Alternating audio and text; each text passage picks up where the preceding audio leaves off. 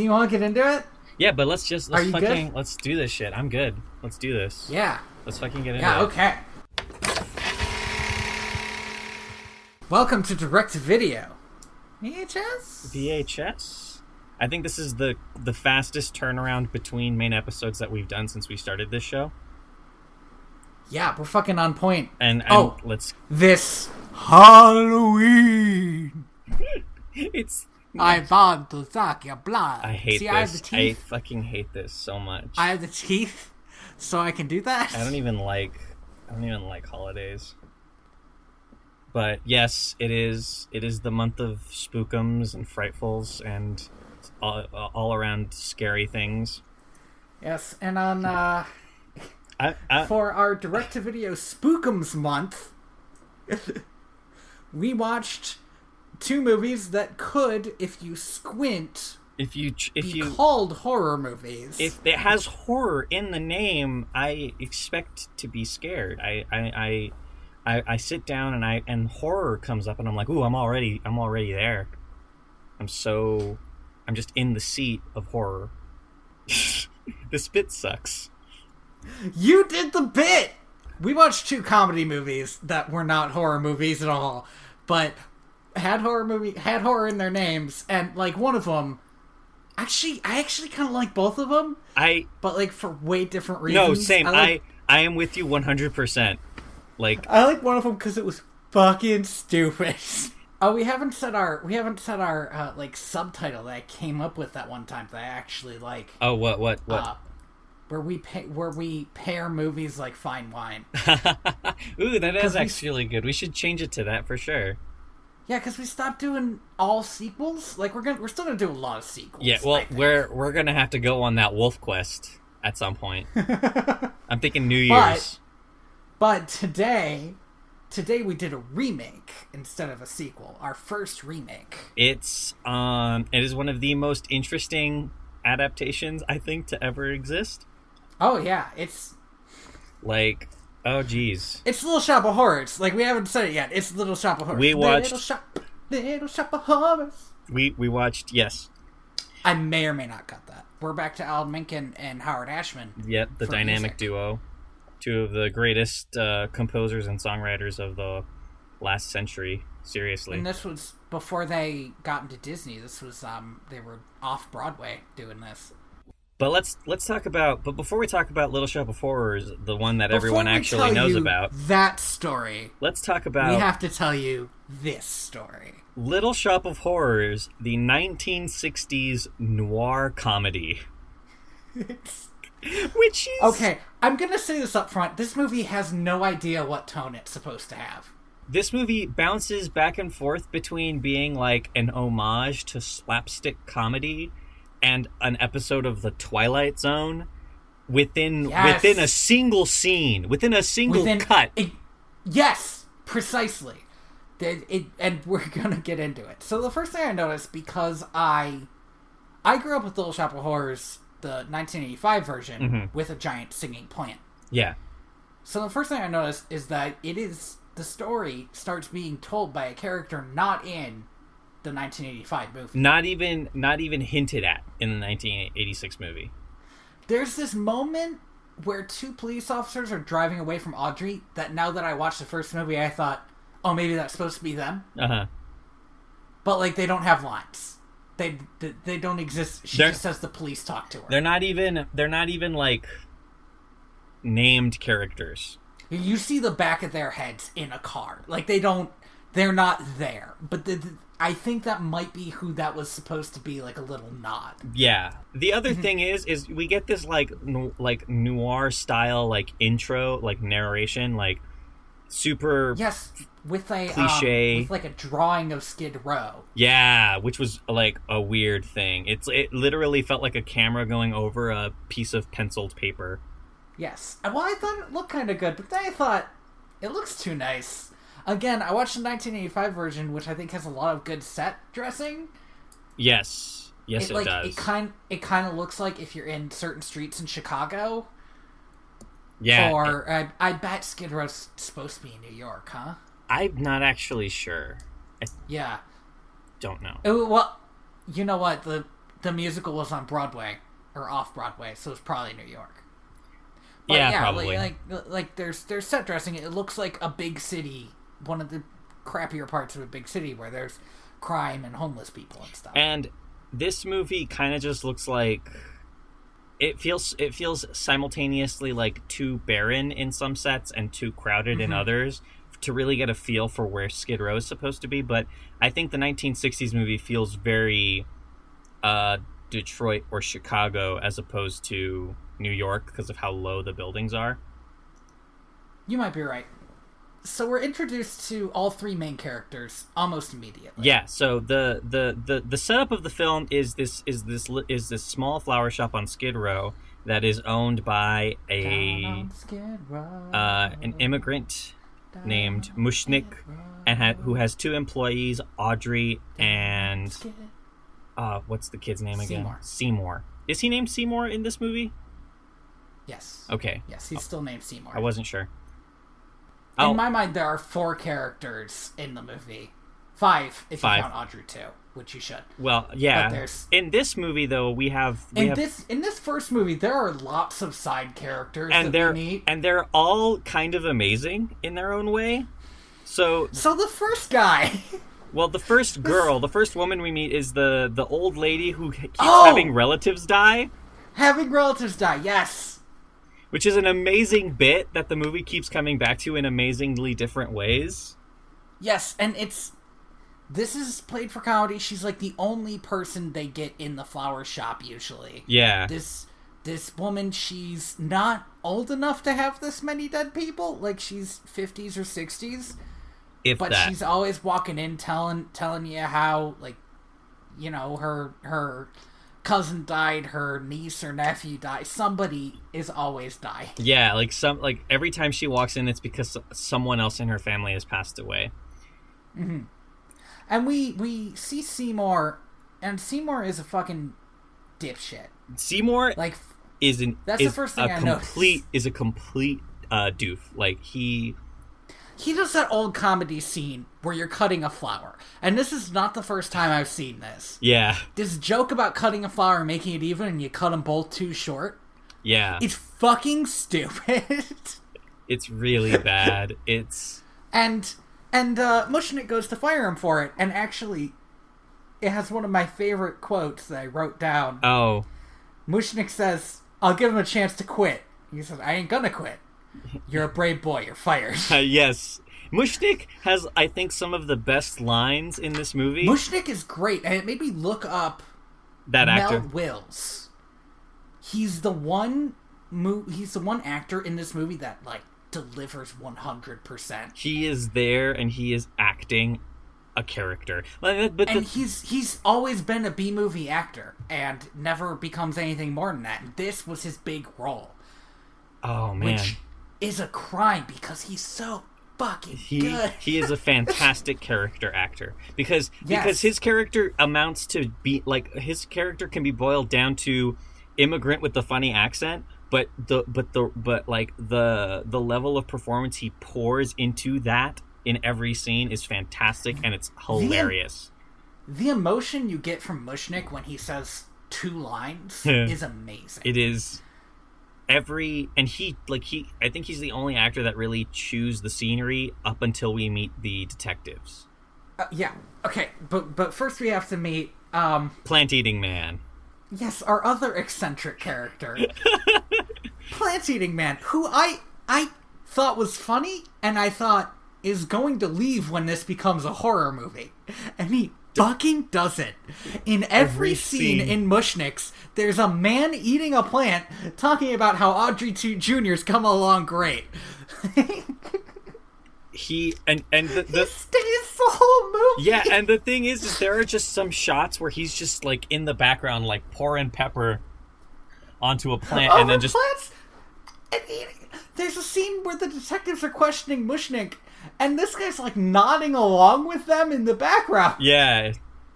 Oh man. Oh my god, there's no reason for this guy to be here. It's one of the things that makes this movie, I think it's one of the real charms of this movie, because these characters are there, but it's also what takes away from it because it does not know what tone to have. Yeah, because the movie really starts losing itself. The main problem in the film is that Seymour has to bring in this plant that he's been working on. And if he's gonna go get the plant, then we need to mention his mother, who, wait, I have a line here about it. Let's see, where is it? My alcoholic and neurotic mom. So she's a hypochondriac and she loves patent medicines. Yeah. Which are, all alcohol and sometimes cocaine. And when I saw her, I immediately wrote her off as dead. Right? I was like, Audrey Jr. is gonna eat this chick. But spoiler, she lives the whole movie. Yeah. There are some very basic film techniques that this movie is using, by the way, that so this director is very interesting. This movie was directed by a guy named Robert Corman, I think, or Roger Corman. Mm-hmm. He's obviously a very competent director because he keeps doing these really quick establishing shots, like either to let you know what time of day it is or where the characters are at that moment. Oh, I found the time of day establishing shots actually kind of jarring. Oh, they were incredibly jarring, but I think that was just mostly because of how cheap the movie is. You might be right. Yeah. But the thing is it is very important to know what time of day it is because that kind of factors into the plot of the film. Mm-hmm. And the other thing is this guy's obviously a competent director, but it feels like all he does is make these shoddy B movies, and I wonder what the story behind that is. Yeah, maybe he could just make money doing it. Yeah, maybe he's in it for the money. But he's and I remember looking him up, and he still produces these movies. He doesn't direct them anymore. Yeah. Well, this guy's does sci-fi original movies and shit. Yeah, but he's 90, so. Yeah. But still, yeah, But I'm sorry. No, it's fine. Finish your thought. I don't remember where this line is, but there's a moment when Seymour gets his little plant from. Right. Well, let me establish something because I don't think we did. Mushnick goes to fire Seymour and the plant-eating dude convince him that if the plant Seymour's been working on is good enough, then that'll bring in more customers, and that means Seymour should still work there. Yeah. So Seymour goes and gets the plant, brings it back. People start immediately flocking towards this plant. Yeah. Okay, go. So I think this is way later. Okay. I have a great line here. I believe it's after those two girls come in. Oh, yeah. They're the two girls, I think they're from a local high school or something. A local high school. And they're the first ones who start fawning over the plant. Yeah. And they say, Mushnick asks them if they want to buy flowers, and say, we don't have any money. We just have $2,000 just to spend on plants. And he goes, $2,000 just to spend on plants? Who died? The Chamber of Commerce? Oh, yeah. And, every line that he delivers is brilliant, man. He is such a charming character, in every way. So the plan starts working, but at the end of the day, the plant begins to die. Mm-hmm.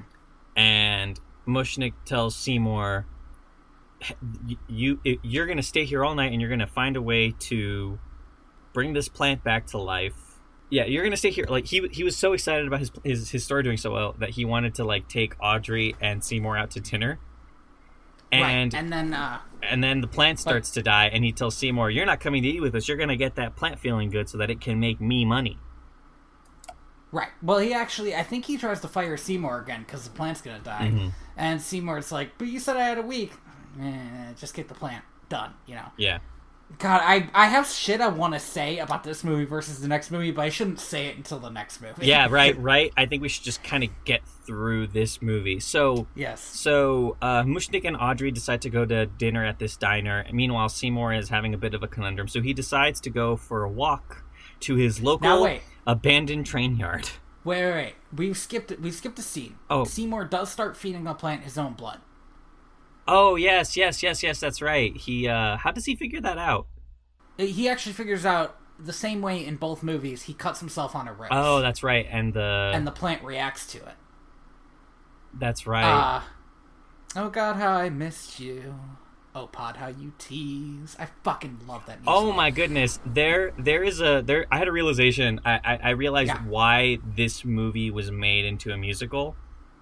Because Seymour's always singing to himself. Because Seymour's always singing to himself, but also, like, every line that comes out of these characters' mouths is written in a way that it has kind of a rhyming cadence. Like, all of the jokes are delivered in like a semi-rhyme format. Like, all of Mushnick's lines are delivered so quickly, and in this, like, scheme that the entire time I was watching this movie, I was thinking, yeah, I can see why somebody would watch this and go, this would make a great musical. Like, the script just lends itself to it already. That being said... So, Audrey, too. I want to get back to the Audrey Jr. in this one. Here's the thing that we also didn't mention. He names the plant after his crush who works at the shop. Who is also kind of a doofus. I was really surprised she doesn't have that much of a character in this movie. I have this vision of Audrey because of this other movie as a certain character that she is not. Yeah. The person she is in that movie is not a very, very feminist character. It's not a very, some might say he's a very problematic character. She's a very problematic character, and when we're going to talk about that, and then we're going to talk about the alternate ending. Which I haven't seen yet. Yes, and it's gonna blow your fucking mind. But he names it after her, and it starts demanding food, and he's like, man, I'm out of blood. Yeah, I cannot bleed out for this plant anymore. And then he decides to go for a walk. That's the thing, man. He discovers a talking plant, and then he goes for a walk. Like, well... I'm going to go for a walk to this abandoned train yard. My local abandoned train yard, and kill this man. This fucking... This does genuinely set the tone for this movie, because, as it turns out, this is how all murders in this movie happen. This fucking drunk guy is just, like, sitting by the train tracks, and Seymour throws a brick. Not at him, because he doesn't know he's there. The guy pops up at the last second, gets brained, teeters around, and then gets run over by a train. So, and it's so serendipitous, it's disgusting. It is the most unfair plot device I have ever seen in a movie. It is. Sorry, no, I need to talk about this because it is. No, please. It is the least believable thing to happen in this movie about a man eating plant. Because even all of the other deaths, while serendipitous, are not absolutely bullshit. Because we have no idea that they also are, and we will talk about that when we talk about it. No, I know, but Tony, at least those are foreshadowed. Unlike this one, this man literally just pops out of nowhere. Seymour has the serendipity of a Disney character. When it comes to murder. Just, happens to him. And only when it comes to murder. So what he does is, bafflingly, gathers this guy's body up, even though he could say, this man got hit by a train. I don't need to be here. Yeah, but gets him in a bag, takes him back to the shop. Luckily, there was only enough of that man left to fit in this potato sack that also just happened to be there. Here's the thing. I had assumed that his plan was to feed the guy to the plant. Right? Because he thought, well, I have a dead guy now. I can feed the plant something. Turns out that wasn't the plan. Yeah, because we're treated to a montage where he keeps trying to put the body into different places and then realizing, no, this won't work. I forgot about the montage. It's like 5 minutes. Of just him walking around town, like, let me try putting it in this trash can. Oh, the trash can's full. Maybe I'll just, put it on these stairs. It's bad. He takes it to the flower shop. He starts talking about how this guy died, and he's like, there's a person, and Audrey Jr. says, like, there's food, and he feeds the plant to Audrey Jr. And feeds the guy to Audrey Jr. Meanwhile... We get the best match shot cut I have ever seen in a movie, in which he feeds this plant a human hand, and it immediately cuts to a human hand grabbing food off a plate and shoving it into his mouth. And we cut to Mushnik and Audrey at the diner. So Mushnik and Audrey are at the diner. Audrey is calling Mushnik by his first name, which I didn't write down, but it felt really weird. They were dating. Yes, I agree. So that was weird. Mushnik has forgotten his wallet, but like, and this isn't the first time he's quote unquote forgotten his wallet at this restaurant, apparently. Yeah. But today he's made like $2,000, so he's good for it. Yeah. So he has to go back to the store and get his money so he can pay for dinner. So he goes to the store and sees Seymour feeding the plant. While singing he's a Christmas carol? A Christmas carol. I feel like that had to have been ad-libbed, right? Like, all right, we need you to sing a song. Well, what should I sing? Something that we don't have to pay for. Yeah, exactly. So he sees that, he gets back and starts drinking. Because, like, no fucking way. But here's my issue with Mushnik. Between the fact that this Mel Wills guy can really fucking act, and whenever he's in a scene where he has this moral dilemma on screen, he sells it. Yeah. It made me wish that the movie was about Mushnik having the dilemma of this plant makes money and he knows it eats people. But it's not about that. That's a subplot. This movie's not really about anything except the fact that this plant eats people. Yeah, because here's the thing, in the other movie, Seymour has the moral dilemma. And we'll talk about that. And we will talk about that. But in this one, Mushnik does, and I thought that was really interesting. I was like, oh, what are they going to do with that? And the answer is... nothing. Not much. Like, again, the scenes where he does have this moral dilemma, his issues are really interesting. But also... So... shouldn't he be mad at Seymour? Yeah. He seems to count Seymour as a killer. He counts the plant as the killer. Well, in the next scene, he kind of goes off on Seymour, but in a very, like, not talking about it kind of way.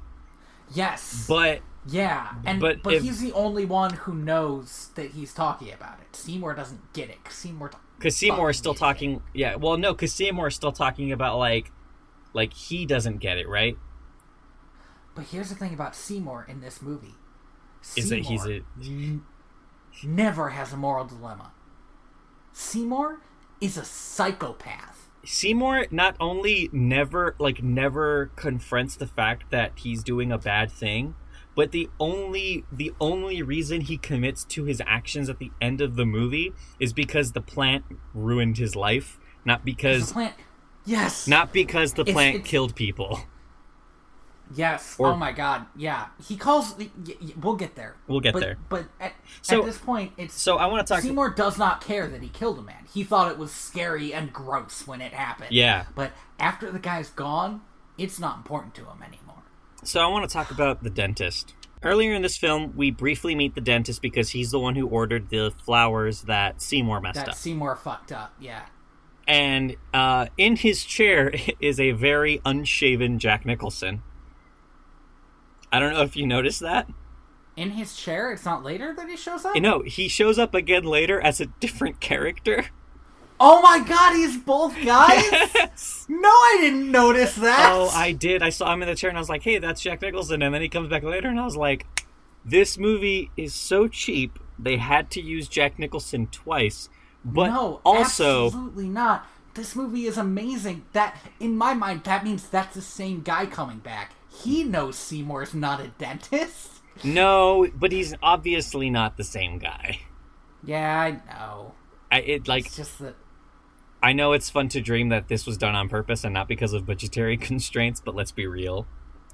Okay, so here's the thing about this dentist. This dentist? I want to get into Jack Nicholson as soon as we talk about the dentist. Like, we're going to speed past this dentist. Yeah. This dentist likes causing pain. Seymour kills him somehow. The dentist runs his shop like an extortion racket, which very much makes sense for where they go with the character in the next film. But so Seymour goes to the dentist for some reason. I don't quite remember. That's the thing. Seymour has like a hurt tooth or a hurt. Oh, that's jaw. right. He comes into work with like a toothache, and Mushnik tells him to go to the dentist. But that's not like he hurt himself. Yeah, on his tooth or jaw. It's a weird thing to just put into the movie. It means this second death is another huge bit of serendipity. Yeah, so he goes to the dentist, and the dentist... But I think Mushnik makes him go to the dentist because he doesn't want him in the shot. Yeah, he doesn't want to think about the fact that he saw this man commit murder. Well, he saw him feeding a person. Sure. The murder had already happened. So Seymour goes to the dentist, and the dentist recognizes Seymour. Like, Seymour, you're the one who didn't get me those petunias or ferns that I wanted. Whatever. Yeah. And they have a duel with dentist implements? This guy dies I don't even know what he dies like, man. He dies so quick with no blood. I don't know what happened. He dies like a stormtrooper in Star Wars that just throws himself off a bridge before anything explodes. He dies like a Power Rangers villain.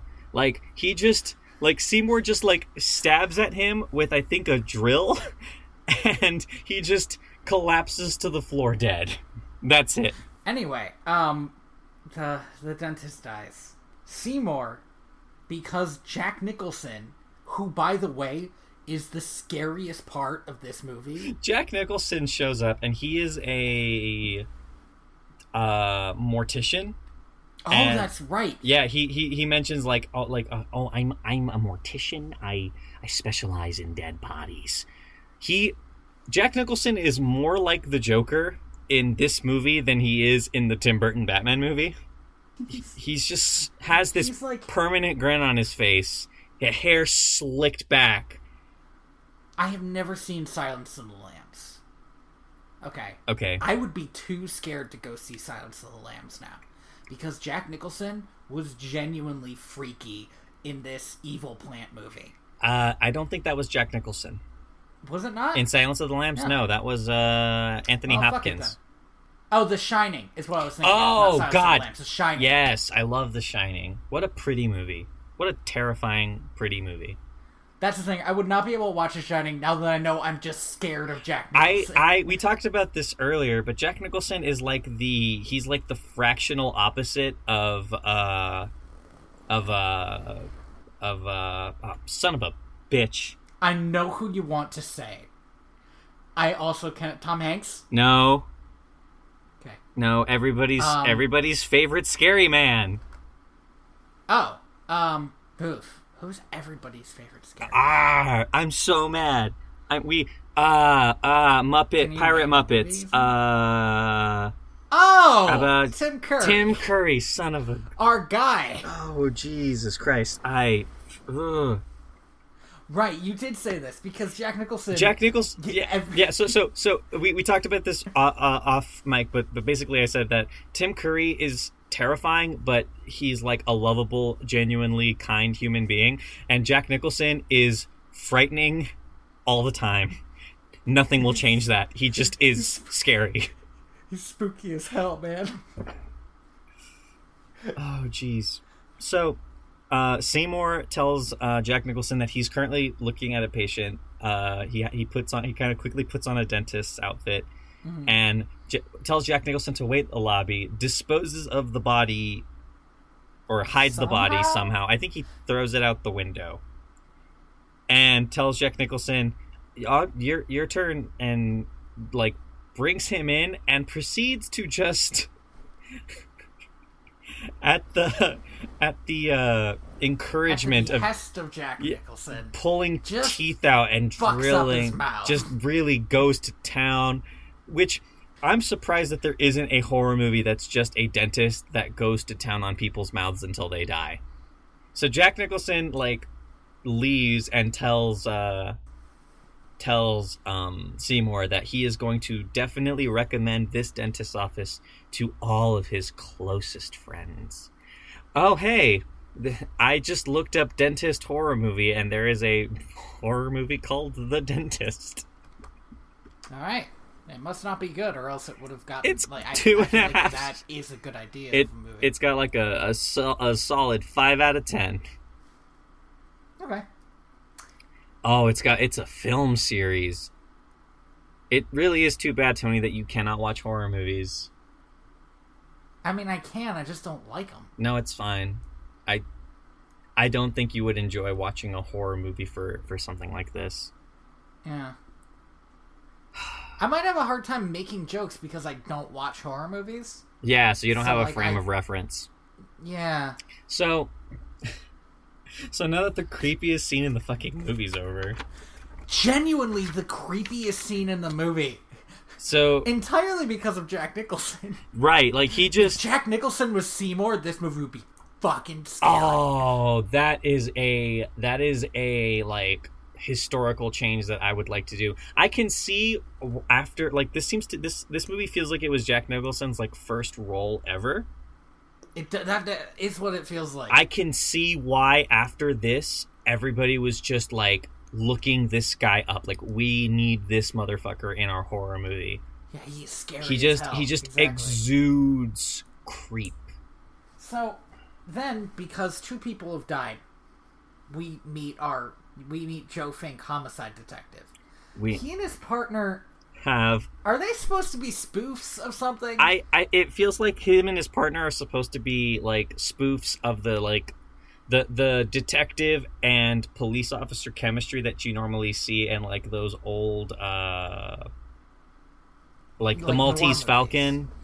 Yeah, like okay. That's I feel like I haven't seen enough of those to like really get it. They were bouncing lines off of each other so quick, and it didn't feel natural. It felt like they were sending something else up. Yeah, it definitely. That being said, the conversation that they have happened so quickly, but the conversation is like, how's the kids? Lost one. Ah, geez, how? Playing with matches. That's the whole conversation.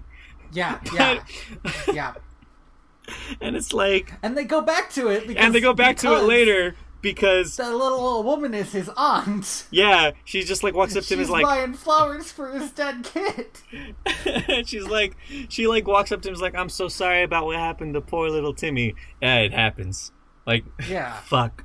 Okay, here's something. Here's the first real issue I have with the plot of this movie. Despite the fact that the plot is bonkers as hell. The plot is like... Is that... Go for it. I don't understand... So, at the top of the movie, Joe Fink tells us that Skid Row is called that because it's, like, the most crime-ridden part.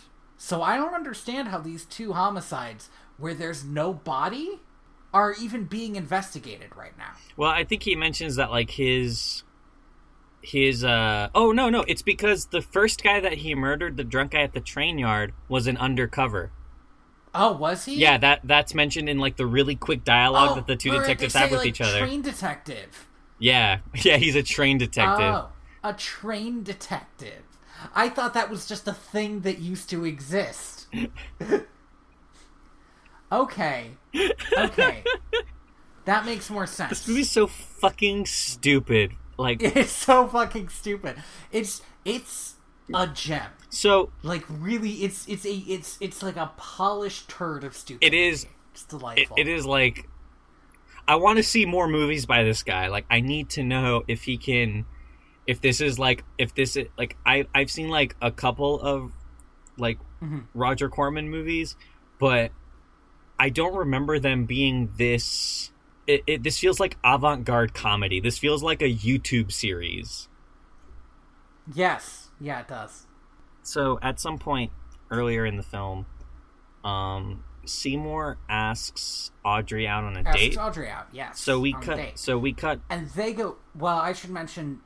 you know what? Why don't you say your thing, and I will decide if I'm supposed to interrupt you. Oh, okay. Because I was going to say that... the detectives go to the flower shop to interrogate Mushnik. And they decide that he doesn't know anything, leave, and then Seymour asks Audrey out. and they decide to go have dinner at his mother's house. Right, because Seymour doesn't have any money. Yeah. And, I mean, it's the 60s, so, like, she shouldn't be paying anyway. But also, she probably doesn't have any money. If he doesn't have any money, they work at the same job. She seems to be well off, though. Like, she's the only character in the film that has, like, her and, Audrey and Mushkin seem to be the only characters... Mushnik. Come on, man. Sorry. Seem to be the only characters who have wardrobe changes throughout the film. Mm-hmm. But Mushnik stops Seymour. He says he should watch the plant. Because Mushnik knows this plant eats people. And he can't, I think it's because he can't say in front of Audrey, this plant fucking eats people. He lets them go on their date, and he decides he's going to watch. Yeah, he's going to watch the plant. So the next scene. Okay, I'm trying to. Which scene do you want to hit first? Do you want to hit the date or the plant? Let's talk about the date, because not really much anything happens during that date. It's so fucking weird and bad. It feels really awkward. So Seymour's mom makes them food, and Seymour's mom hates the idea of him dating because she doesn't want some hussy taking him. All the food that she makes is filled with her patent medicine. Yeah. So it's all super gross and raw. And healthy, quote unquote. Yeah. It's just... I find it really weird that every character but Seymour is the most interesting character in this film. I don't know if she is supposed to be like a social commentary. I don't know enough about what was going on in the 60s. Yeah, I don't fucking know. Like, is she just this wacky character somebody came up with? Because I hate her a lot. She's genuinely terrible, but again, she is like a character. It's true. Right? And she is, which I'll have to say in this movie Audrey isn't. Yeah, Audrey and Seymour seem to be Seymour's also not a character. If it weren't for the fact that he kept killing people, there wouldn't be anything interesting about him. Yeah, but that being said, Audrey's kind of and I'm going to talk about Audrey's non-characterness later, I think, once we get to the next movie, because Audrey's character seems to be that she has a crush on Seymour. Yeah, like her that's nothing. And her crush seems to just be like, oh, Seymour is this hardworking kid, so I have a crush on him because he's the only guy I interact with on a daily basis. Right, and there is some of that in the next movie, but it's made more interesting by the fact that she's dating. I wouldn't say more interesting, but yeah. I would say it's made worse. Is that what I would say? We might have to talk about this after you see the original ending of that movie, because I find Audrey to be the actual main character of Little Shop of Horrors. We'll talk about it. Uh-huh. So, I will say though, I think the best thing is that it seems that the reason Seymour's mom absolutely dislikes Audrey is that Audrey is perfectly healthy, which she sees as a red flag. But here's the thing. Seymour's mom is definitely also healthy. Right? She's just fucking crazy. And at one point she tells Seymour, you need to get yourself a nice sick woman. And I was just thinking, this feels like it is a social commentary of some kind. But again... something I don't get it. Yeah, this feels like...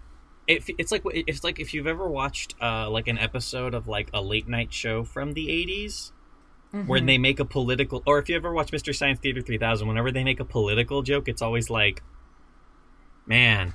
Oh, or if you read a Terry Pratchett book. Oh yeah. And you can tell you're missing references. If you read Small Gods, there's a million references to the Bible in there, and I haven't read the Bible. Yeah, there is so many, and I have. Stuff like that. Oh god, now that's what this feels like. This feels like a weird Terry Pratchett novel. That's what this movie feels like. But Terry Pratchett would write this whole thing a lot better. Oh god, Terry Pratchett would definitely instill some... I don't think he wrote an evil plant book, which is just too bad. Maybe he did. This feels like a movie that would have influenced a lot of people.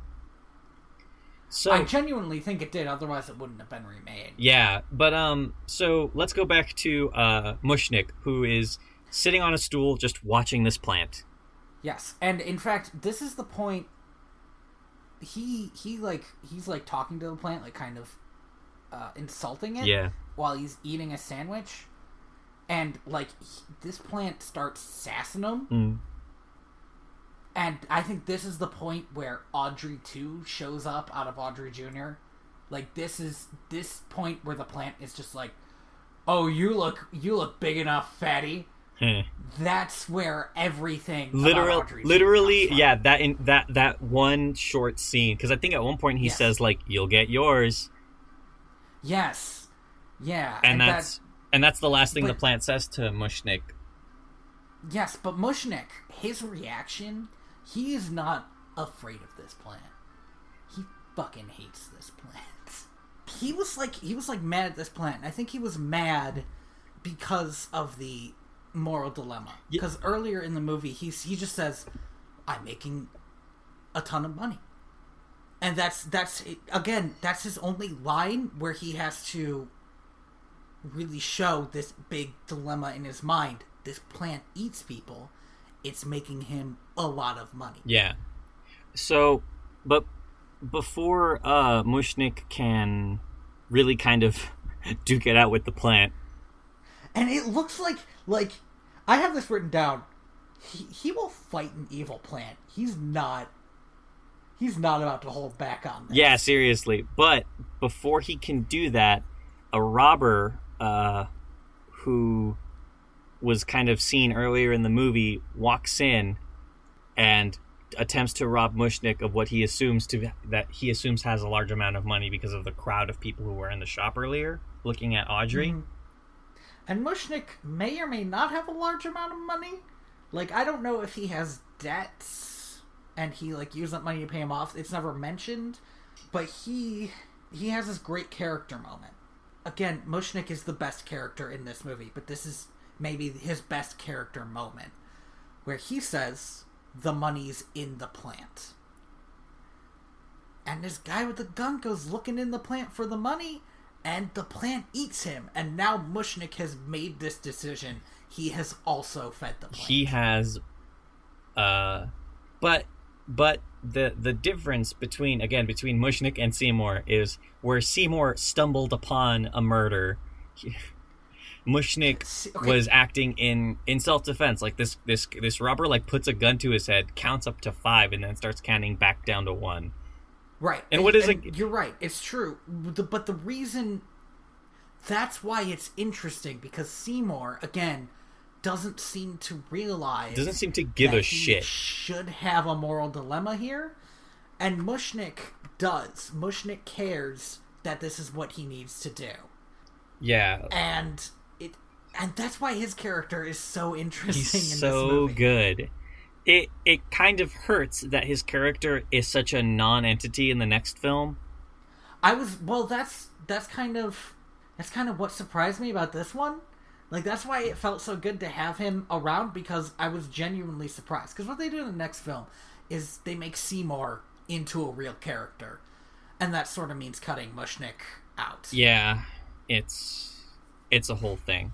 So, after this, the next day, Mushnik tells Seymour that he's going to watch the plant from now on, that he wants nothing to do with the plant anymore, and that after Seymour gets this big award from this, what is it, the Society of Silent Flower Observers? Oh my god, yeah, it's fucking wacky. There's no reason for this little bit. The Society of Flower Observers is going to give an award, and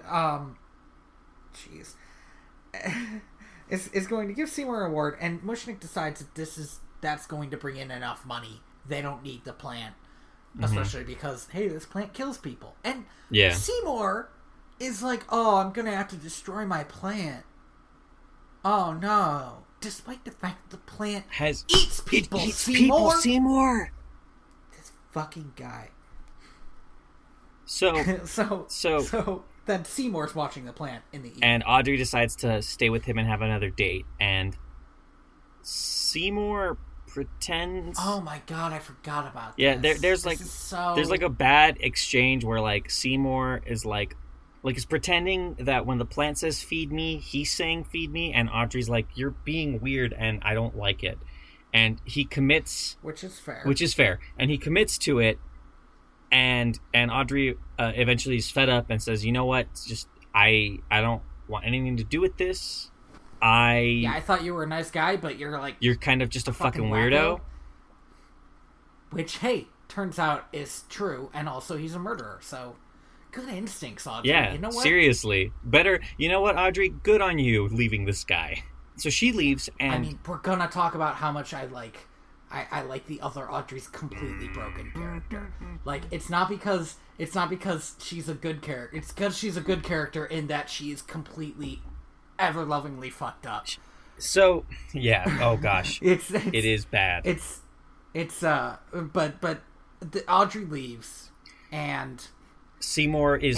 And Seymour gets mouthy with the plant, but again, not for the reasons he should. Yeah, Seymour gets mouthy with the plant for making him look weird in front of Audrey, and tells the plant that I'm done feeding you people because you've messed up my relationship with my girlfriend. And then here it fucking comes. So the magic... Remember, I had only seen the 80s version, which had a lot of, like, psychological stuff in it. Like, a lot of... Playing with people's expectations and kind of manipulating them into doing what you want. Mm-hmm. And... The power level... It turns out that the power level of this plant is much higher than we could have expected, because all of a sudden, it can hypnotize people. And it does it like exactly like a vampire would, where he just says something, and then they play... What instrument Simon is that? Says? No. What instrument do they play? A harpsichord? I don't know what you're talking about. It might be a harpsichord, but there's like that one note, like... Oh, yeah. I think a harpsichord. And then he's hypnotized. And I love... And he says to go get him some food, and he says, yes, master. Wanders out. I love this line on the Wikipedia page. The plant then employs hypnosis on the feckless lad. That is the perfect... Oh my God. That is the perfect word to describe Seymour as a character. Feckless lad. Feckless. Here's something we need to know. Skid Row is lousy with prostitutes. And they might all be the same woman. Skid Row is lousy with one prostitute. But she's everywhere. And she is persistent. These quintuplets get around. This weird, like, Nurse Joy situation of prostitutes. You know what? She calls herself Nurse Joy. Oh, God, I don't want to do this. We're not making these jokes. You made the... Yeah, I made the one joke. All right, whatever. This is my fault. I agree. Seymour is the Abbott and Costello of serial killing. He kills this woman on a pun.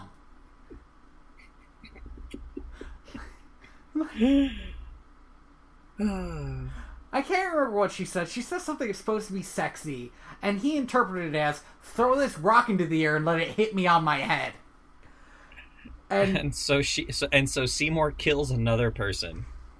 But it genuinely felt like an Abbott and Costello routine. There is a point where he... Who's on first? Yes! There is a point where fucking he starts poking her. Yeah, see how good her meat is. And it's a very weird scene. That feels like it just came out of an Abbott and Costello routine.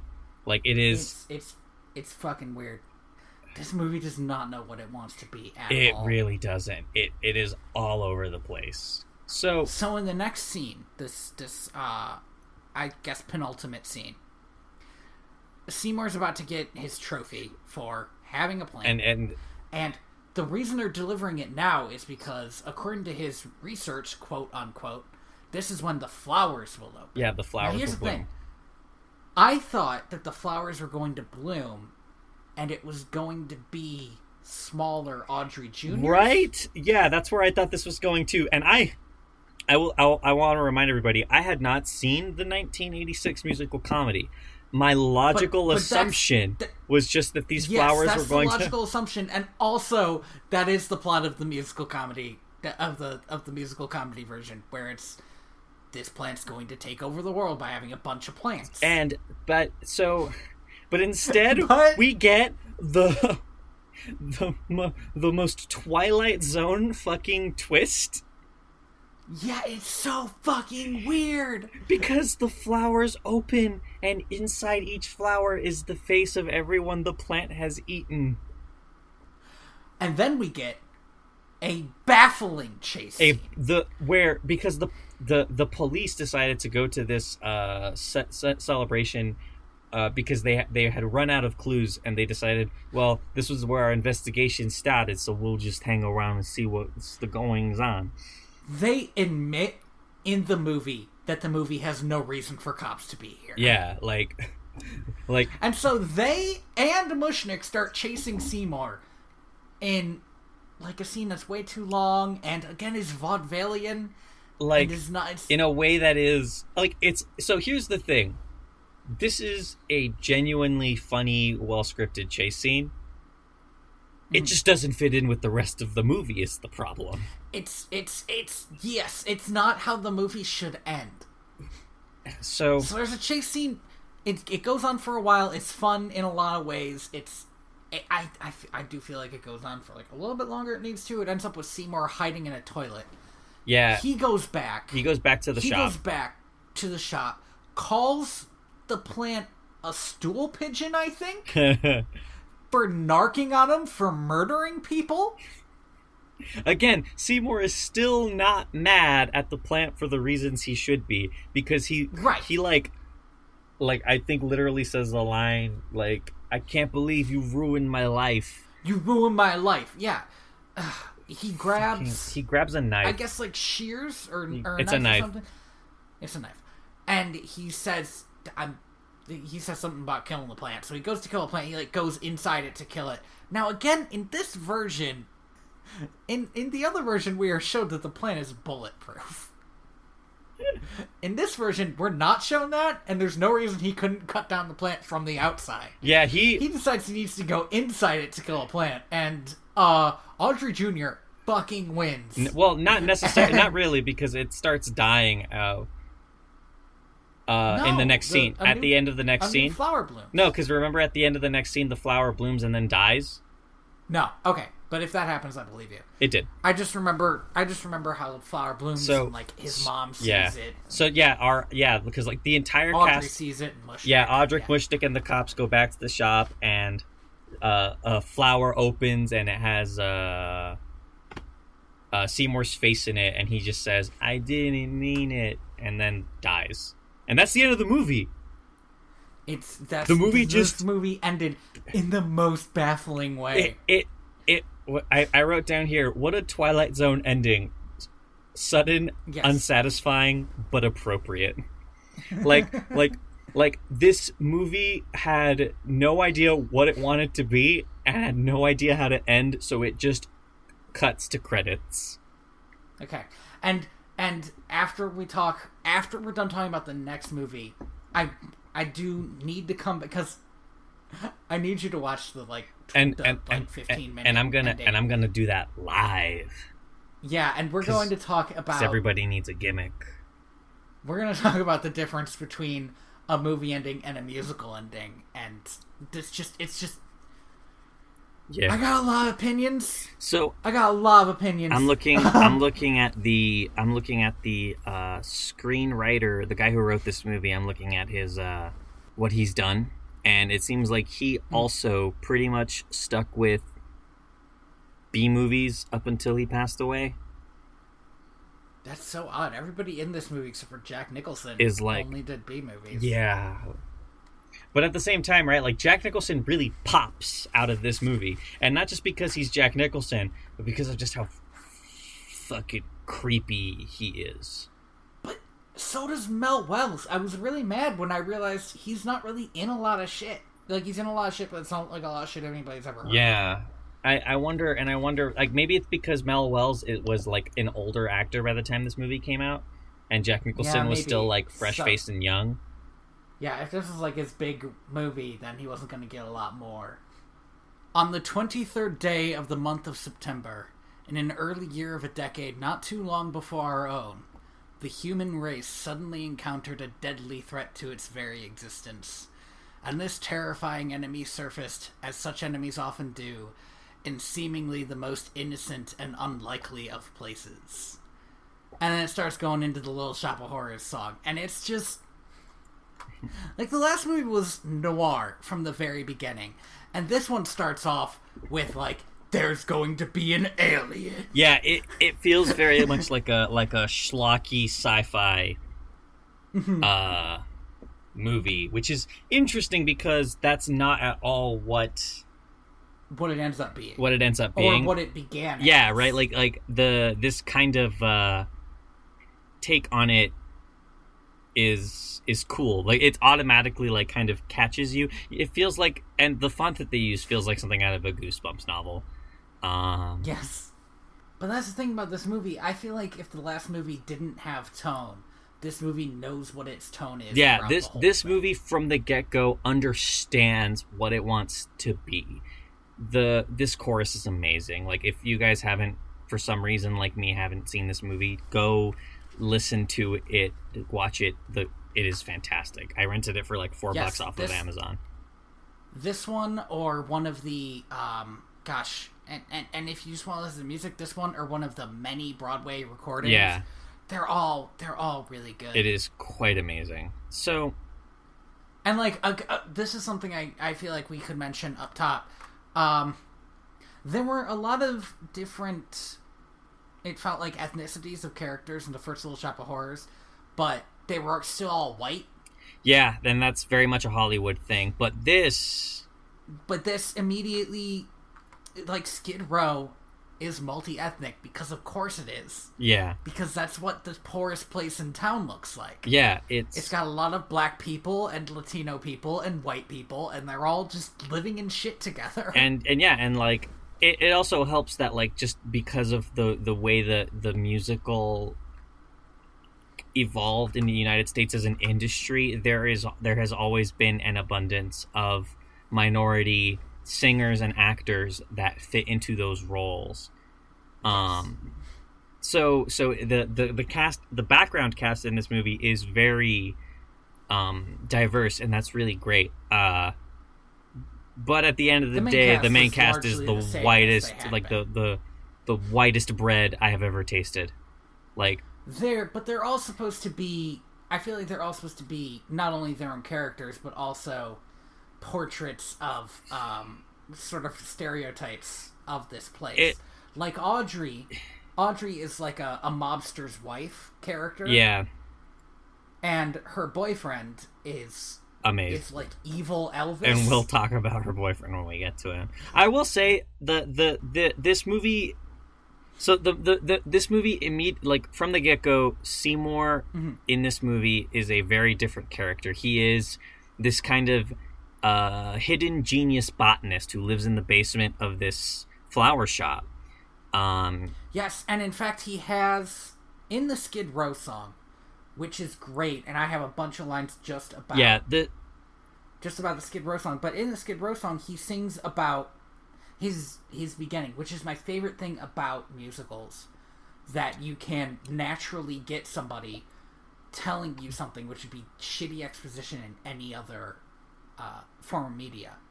Because he says, in fact, first he starts talking about God and then immediately switches to Mushnik, which is great because you think, oh, this guy is like his God. Yeah, and he says he took him in off the streets and he gave him a job. Yeah. But also he's still a fuck up. Yeah. And I will say that one of the most 80s things about this movie is it reframes the entire conflict of Seymour as a character as kind of being this, like, nerds versus jock kind of thing. Yeah, it does feel like that a bit. And I wrote down, like, it's the 80s because it's nerds versus jocks. Like, that's how you know. it was a very popular stereo. Yeah, it's such a. I don't watch a lot of 80s movies. Yeah, and I thought about it immediately because when you told me Rick Moranis was in it, I immediately knew what this character was going to be. Because Rick Moranis, no, he's the Rick Moranis character. Yeah, Rick Moranis throughout his life played two kinds of characters. He played nerds who are down on their luck and eventually get the girl, or weird dads. Like that was, and to be fair, he does it really well. No, yeah, he's a great actor. It's a shame that he's typecast this way, but he's still a good actor despite that. Yeah. So we get the Skid Row song, and it does the classic. Oh no! I'm sorry. The Skid Row song isn't until later. I want to mention this first. We meet Mushnick, Audrey, and Seymour. Yes. Seymour, like in the last movie, is clumsy. Very clumsy. But unlike in the last movie, is not an idiot. He's clumsy more out of stress. Yeah, that's what it feels like. He's just so stressed that he can't help but make mistakes. So he breaks a bunch of pots. And Mushnick gets a good line. He doesn't get nearly as many good lines in this because the movie's never about him. But he gets the good line when he sees Audrey has a black eye. He says, he says about her boyfriend, I'm beginning to think he's maybe not such a nice boy. Yep. And I think that says a lot about their relationship. Yeah, in that he's, not her dad, and, can't tell her what to do, but also kind of feels like he should. Yeah. And so, after spending the day... Well, okay, first I want to mention that there is a very classic, Howard Ashman, Alan Menken move in the intro song where they transitioned from the song being about where what the setting is to being about what the characters want. That is like you see this a lot in the Disney movies that these two worked on later. It's a good move. It feels natural because a lot of one of the big things is that these characters talk about is they are who they are because they live in this place, but I want more. If we're gonna be singing, I can do my thing. I can do the line I wrote down. I know you probably wrote down just every lyric to every song. No, I didn't because I've listened to all these songs a million times and I know them all by heart. Oh, damn it. But what the line I wrote down is one of my favorite lines in the whole movie because it tells you at the top everything you need to know. Yeah. And it's I don't know what to get out of here. Yeah. So this is sung by Seymour while everybody else is singing backup because everybody wants to get out of Skid Row. Yeah, but Seymour pretty explicitly says he'd do basically anything to get out of Skid Row. He's desperate for change.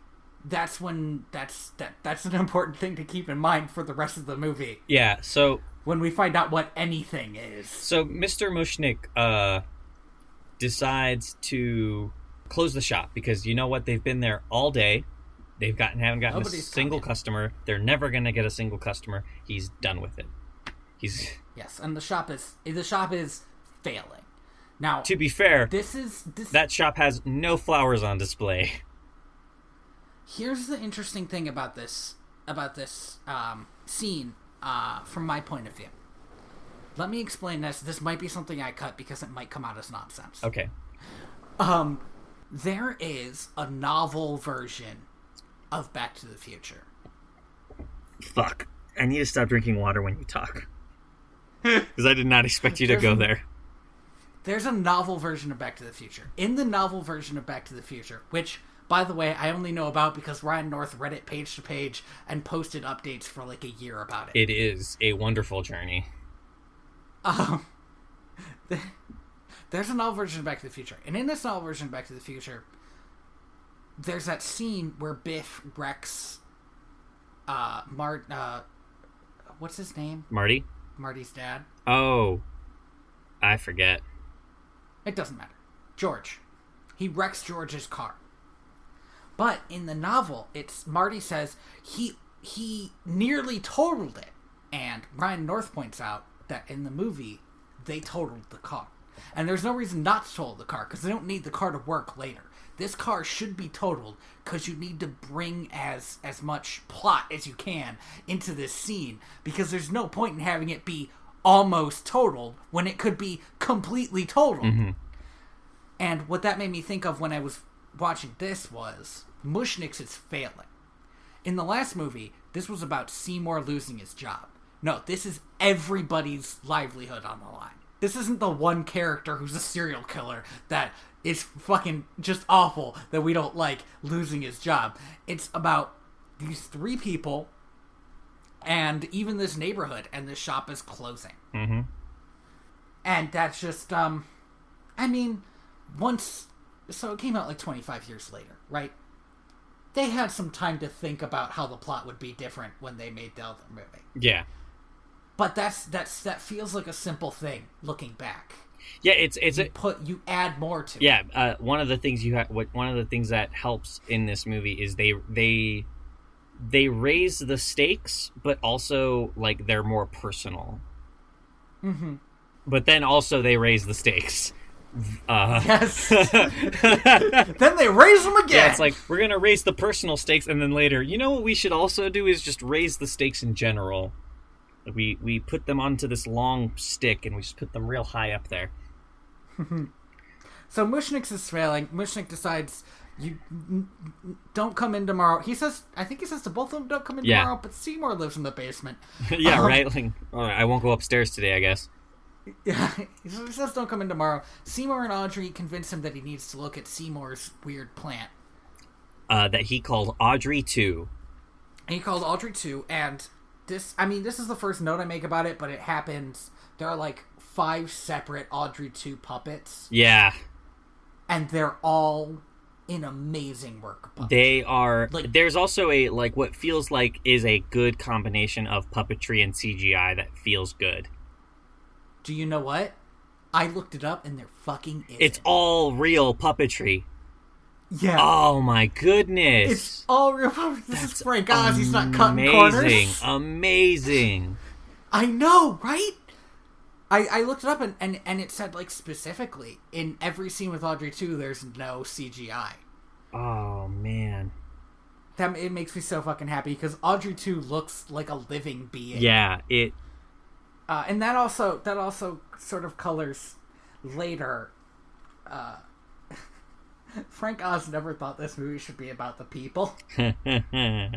Because it's not. I think in his mind it was about the plant because, he spent all his time on this plant. Yeah, the whole movie is in a way about this plant, to the point where the plant steals the show during its musical number, literally. And we'll get to that because it's a big fucking deal, especially, again, I keep on saying this, but especially in the alternate ending version. Which I still haven't seen. Yes. So Audrey 2 is a fantastic work of puppetry. Seymour puts it on the windowsill, and Mr. Mushnick says, just because we have a plant on the windowsill doesn't mean we're going to get customers. At which point, the creepiest man in the movie walks into the shop. The man asks where Seymour got Audrey 2, and he got it from a total eclipse of the sun. He got it from like a very racist yeah, he got it from a very racist Chinese flower shop. Right. So after hearing this story, during a total eclipse of the sun, when the plant just showed up. Yeah. And after he told him the story, the creepy man just goes, "Oh, I want to buy $50 worth of roses. Can you break 100?" And Mr. Mushnick gets all depressed, like, "No, I can't. I don't have any money." He says, "Well, then I guess I'll just have to buy $100 worth of flowers." This man has like the most unnatural cadence. I think that's the point. He's supposed to have he feels like the least life alive character in this movie. In a way, like after watching that other movie, I feel like he may have been supposed to be like. I keep on looking for references, and I feel like he may have been supposed to be the reference to the guy who ate the flowers. Yeah, like this fucking weird thing that happened. But instead of having him throughout the whole movie, I cannot stress enough how the guy who ate the flowers was in that entire movie. Like, he's in the scene where the buds open, just eating flowers. Like, yes. He instead of I think he mentions instead that of having him in the entire movie, he's in the one scene. I forgot to mention this. There is a point in the old movie where the guy who eats the flowers says to a woman from who's presenting the trophy that he thinks that flower is indigestible. Yes. And then he says as he walks out, well, there's no accounting for how people's taste. Oh, jeez. Which is pretty choice wordplay. Yeah. Where the hell were we? This guy bought $100. Yeah, this guy bought $100. People are flocking to Mushnik's shop to see this weird flower and also buy flowers now. Also, suddenly the shop has flowers to sell because before it was just completely empty. They were, I don't know, in the back. I think maybe the reason Mushnik's shop was failing is because Mushnik refused to put flowers on display. It's distinctly possible. Maybe he keeps them all refrigerated because he can't sell them, afford to not have them last. Yeah, what as long as possible. So, after the day, the plant starts dying, and Mushnik tells Seymour that if he doesn't bring that plant back to life, then there's nothing he can do about keeping the shop open. Mm-hmm. And it's a good mirror to the earlier scene.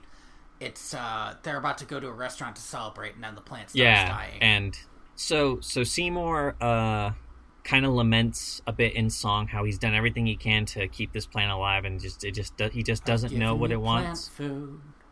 I've given you rain. Looks like you're not happy.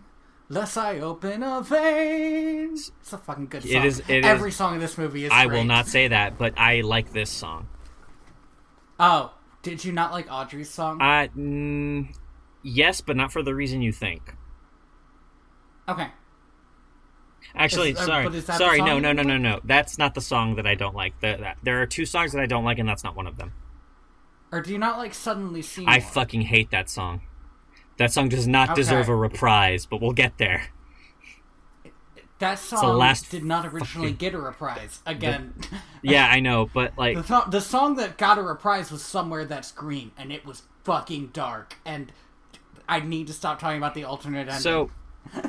I'm so twisted about Suddenly Seymour. I can't decide how I feel about it. We'll talk about that. We'll talk about it when we get there.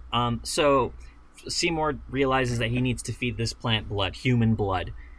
But unlike in the last movie, where it seems like he feeds him human blood once, he is shown feeding him human blood for a while. Yeah, like for multiple days. He's keeping Audrey 2 alive on his own fingers. And Audrey 2 starts growing pretty rapidly, and Seymour becomes a local celebrity. He gets an interview on the radio in a bit that feels like it doesn't belong in this movie. Well, it was a bit with John Candy, and this was back when movies had guest stars. Yeah, so John Candy, also apparently John Candy and Rick Moranis were really good friends, so... Yes. I read that apparently, actually, John Candy passed on the role of the dad from Honey, I Shrunk the Kids because he said Rick Moranis should get it. Yeah. Which, yeah, looking back, yeah. Yeah, definitely. He does the interview. We get the again, I think this is just such a great moment where he says, "You know that total eclipse of the sun?" And then we cut there because it's going to be the same story. Yeah. And I love that cut though, because the cut doesn't happen until you hear the sting that is the beginning of the song. Da-do? Yeah. Yes. Da-do, and then it cuts. So that, and I want to talk about this, but this is a very well-directed movie, and it really abuses the fact that it is a musical in ways that are very creative and fun. Mm-hmm. Should we talk about this now, or should we talk about this later? Adapting musicals to film, and how good this one is compared. Oh my god! No, we have to talk about that. Not only later, it has to be after you watch the thing. Okay. Because that's all about adapting musicals to film. I swear to God. All right. So the background. By the way, I want to mention here the backgrounds, the matte paintings and the sets in this movie are fantastic. They feel like it feels like something out of like a book. in a lot of scenes. It's just, it looks so good. Yes, and I love the set dressing in this movie, which I mentioned earlier. Yeah, this whole thing, it just looks beautiful. It just looks fantastic. The whole movie, like, and it's not just that it looks beautiful. It looks realistic when it needs to, and over the top when it needs to. It has a fantastic combination of like fantastical and also mundane. Yeah, and mundane. It's really good. So Audrey misses the radio interview for Seymour because she was on a date with her boyfriend. And she's got her arm in a sling. Yeah, and the choir suggests that maybe she needs to move on from this guy because he's kind of a jerk, and Audrey kind of like walks into her, like, shrugs them off and walks into her apartment and starts dreaming about how she wishes she could be with somebody like Seymour. And we get what to me is a like a short episode of Black Mirror. where Audrey dreams of this fucking Sears catalog ass domestic life. It feels sort of like Stepford Wives type of thing. It is. Her dream 60s life is baffling and hilarious. Because this movie takes place in the 60s, right? Because that's when the first movie came out. And it said a couple decades ago in the intro. Yeah. Yes. So her idea of the present is like... is an 80s person's over-the-top idea of there is a Tupperware club in her fantasy. There is a fucking Tupperware club in her fantasy, and that should tell you all you need to know. And if you don't know what a Tupperware club is, look it up. It is the craziest thing. One of my favorite lines as a kid was, even though it's not that good a line, but like it was a joke that I got, was when she said they would watch Lucy on a big, enormous 12-inch screen. Yeah, that was good. Yes. Shit. Man, TVs. So what Audrey, like, now this is like we get a clear picture of what Audrey wants. Audrey wants the domestic life that she feels she doesn't deserve. Because if she deserved it, she would have it. Yes, and Audrey is broken in almost every conceivable way. Yeah. And she is very much the girlfriend of an abuser, and I want to get into that, not now, but later. Well, we're almost there. We're not, because we kind of are. First she dates a physical abuser, but when she dates Seymour, there's this one moment that pops out to me as unintentional on his part, but genuine emotional abuse. And we'll get there. He doesn't. So I think he's had one girlfriend, and it's her. And then she is not like. Here's the thing about Audrey. She should spend some time single. That's the long and short of it. She doesn't... Audrey needs to spend some time around competent, emotionally secure women role models so that she understands why her twisted view of the world is the way it is and why it sucks. Here's the thing. Here's genuinely what she needs. She needs to get out of Skid Row. And that's impossible. Well, she could at least hang out with the choir. Like, they seem to really have their shit together. I think there's this scene. I think they might be 15. Yeah, they're in high school, I think, because the Mushnik yells at them to not loiter. Yeah, I think they're kids, even though there is, like, when they act as the choir, they're not. Very much adults. They're like actual grown women. But I think in the story, they're like, just like a bunch of... Oh, Dag, I forgot to talk about this. Kids. In the opening of the movie, when the choir is singing, it's raining, but everywhere they walk, the rain, like, doesn't hit them. It, like, is in a halo around them.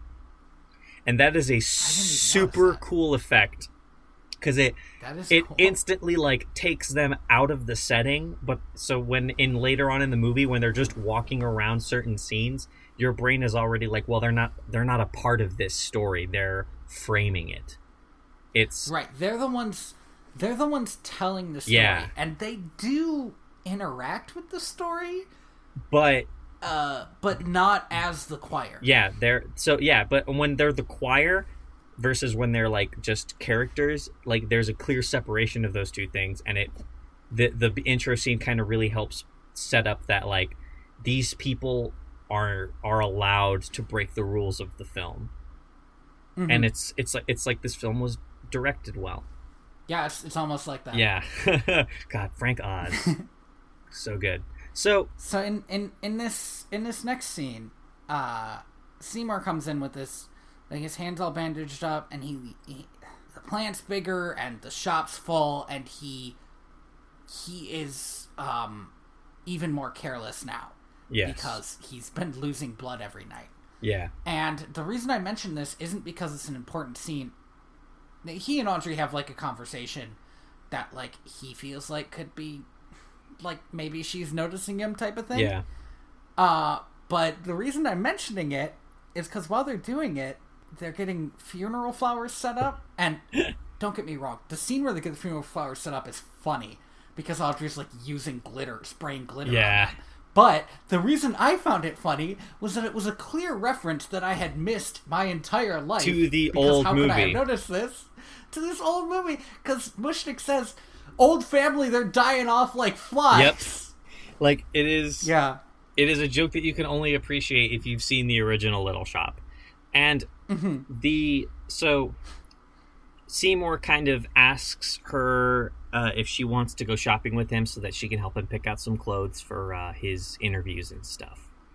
And she says no because she has a date. And this is where we meet. No. I need to get the opening line in because Mushnik comes in. He's like, "You have a date with that guy again?" And he says, "This is a bad guy. Don't go out with him." And she says, "Well, he's a professional." He says, "A professional? What kind of professional drives around in on a motorcycle in a leather jacket and wears a leather jacket?" And then we meet the best cameo appearance that this movie has given me because we see Steve Martin himself, a dentist. I don't know how he managed not to be typecast as abusive dentist in all of his movies. This is my favorite song in the goddamn film. It's a good song. It is a fantastic song. It's a good song, but better than the song are the visuals that go along with it. And again, I read about this. Apparently, a lot of them he insisted on. Like, there's a scene where he punches the nurse. Yes, and then there's a scene... That was him doing There's a scene... like, deciding he should punch There's a scene later where he's going to open the door, but then he waits until the nurse is walking next to it, and then he opens it. Yes, this is one of the best songs of the movie. It's, it's, I am your dentist. I have a talent for causing things pain. Oh, what a good song. I love the last line of this song, by the way. Who wants their teeth done by the Marquis de Sade? Like, who's gonna get that reference? No one. Fucking so stupid. Oh man. The song, it's so. It is a great song, and Steve. It's so fucking good. But I have to say, like, so many of the songs in this movie are fucking good. Actually, I've listened to the musical, and, like, there are some songs that were cut or shortened, and it pains me still. Even though I love this movie, like, there are some songs... There's a great song in the musical where Seymour is singing about how he's suddenly... Like, how things are on the up and up for him. And the choir's singing, and he interrupts them to say that, What's his line? Oh, I just cut my hand and in a snap, something out of Edgar Allan Poe has happened, and it's like I just love that, man. I love it. I love it in musicals when there is like a creative playfulness between characters as they sing to each other. And unfortunately, this movie doesn't seem to have many of those, but the ones it does have are fan-fucking-tastic. So we meet the dentist, and it's just... this is all just a scene with the dentist, and it's him and torturing his patients while singing, and he is having so much fun. He's having a great time. And then we cut back to Mushnick's at night. Yeah, and Seymour is closing up the shop, and Audrey too is asking Seymour, "Feed me." Now wait, not yet, because first we need to see Audrey and the dentist go off. Well, yeah. Oh, yeah, I forgot about that. Yeah. Because I feel like that's important, because he gets there, he sees the play, he's like, whoa! Just Elvis. I'm sorry, I didn't... He's Elvising all over the place. Yeah, he's Elvising pretty hard. What's that over there? And he treats Audrey like shit, and Seymour sees this, and there's not much he can do about it, because... He's a nerd. He's a nerd, but also, like, I genuinely don't know what I would do if, like, somebody was treating their girlfriend like shit, but she was, like, putting up with it. Like, what do you do in that situation? I don't want to get in between people's relationships, but if it's abusive, it's hard to tell. I don't know. You look at her and say, "Are you sure this is what you want?" And like not in a you should be with me kind of way that this movie throws out, just like in a like that you did, like if you need somewhere that's safe, like that can be this place. Like just remind them, but at the same time, like you don't do that in front of their abuser. Yeah, it's rough, and so we see this movie. By the way, absolutely refuses to even comment on that whole thing. Like it presents the fact that this is an abusive relationship, but it refuses to actually say anything about it in a way that feels very like unfair to the film. I want you to explain this. So, like, because the film goes out of its. I want you to enunciate. The film goes out of its way to paint this relationship as abusive without really giving a shit about what those implications would mean. In a way that says also abusive relationships are bad, and the reason it does that is because at the end of the day, this movie and musical need to be a comedy. Yeah. But I feel like you could have. I see what you're saying. Yeah. It's just it'd be a hard tone to hit. I just didn't need the way that this movie frames its very like infrequent female characters is something that I didn't need from it. Like, it could have done this with more taste than it does. It might be because I'm still thinking about the alternate ending, man. But I feel like the point of this, the point of the movie is that it's the way I see it. Audrey is the central tragedy of the movie because she is used by the people around her, and she never has her own agency. She never has her own agency the whole time, and Seymour doesn't realize he's using her, I think. But Audrey too is definitely using her, and the dentist is definitely using her, and the only person really looking out for her is Mushnick, but he doesn't. He's a non-character. He doesn't help her either. And that's I guess that's what I'm saying is like that's fine. I see what I see what you see in the way the movie frames everything.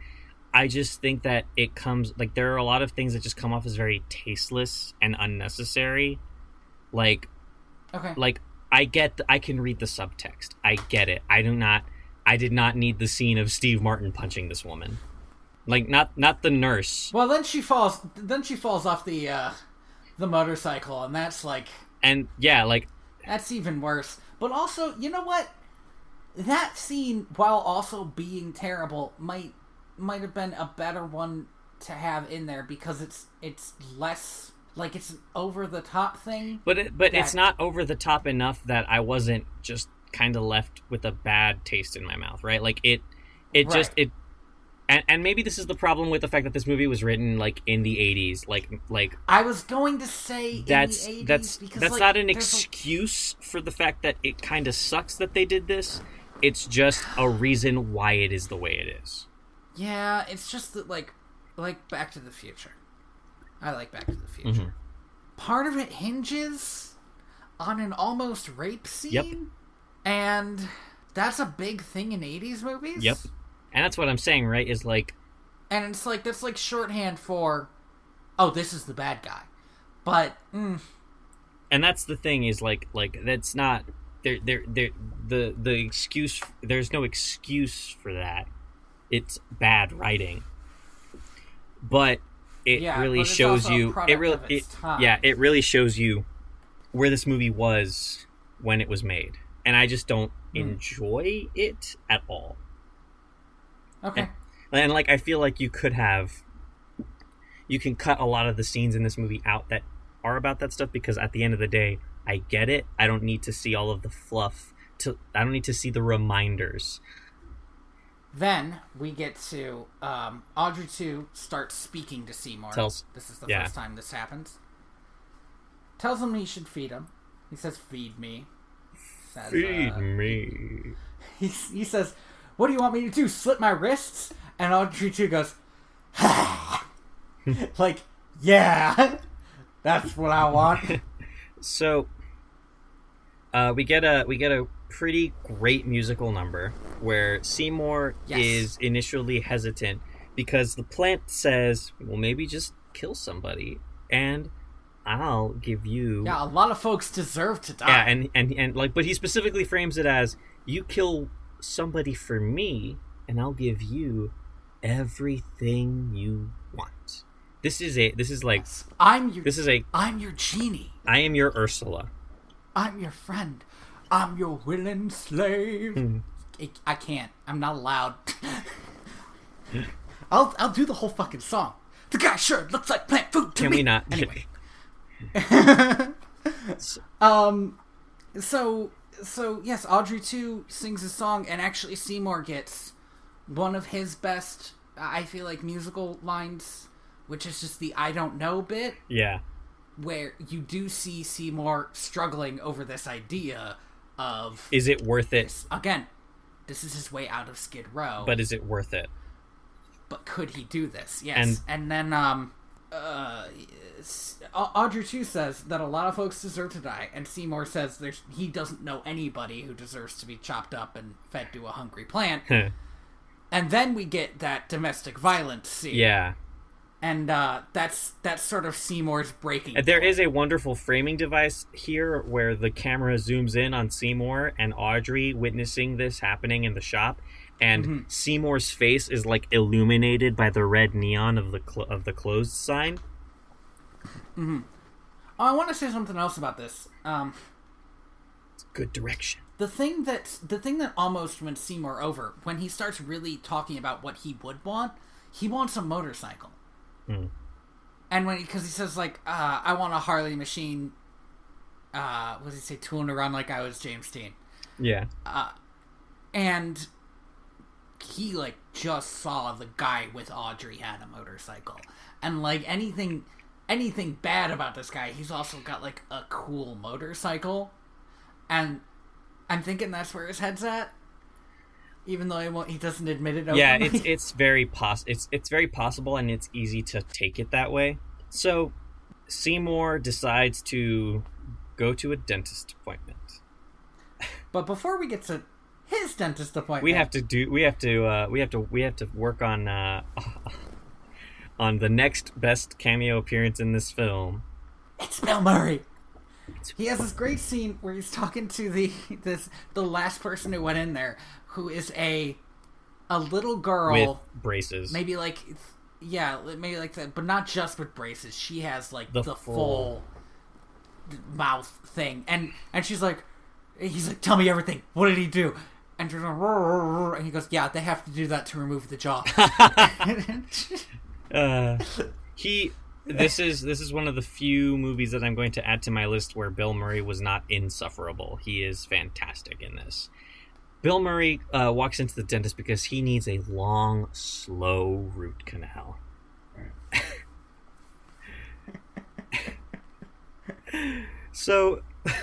So they, after what is, guys, go watch this movie, please. Like, it's really good. It's a charming film, despite all of the problems I have with it. Like, it is. I know Andy has a problem with the lack of feminism, and I understand that. Lack of feminism. Like there is an active, like, anti-feminism in this movie that is unintentional. There's an anti-feminism, but that's not the. I feel like it's not the tone it's trying to. It doesn't matter. You know what? Watch the movie, form your own opinions. It's a genuinely charming musical. It's still real good. So after this amazing scene, after it's your professionalism that I respect. It's after this movie, after this movie, we're done.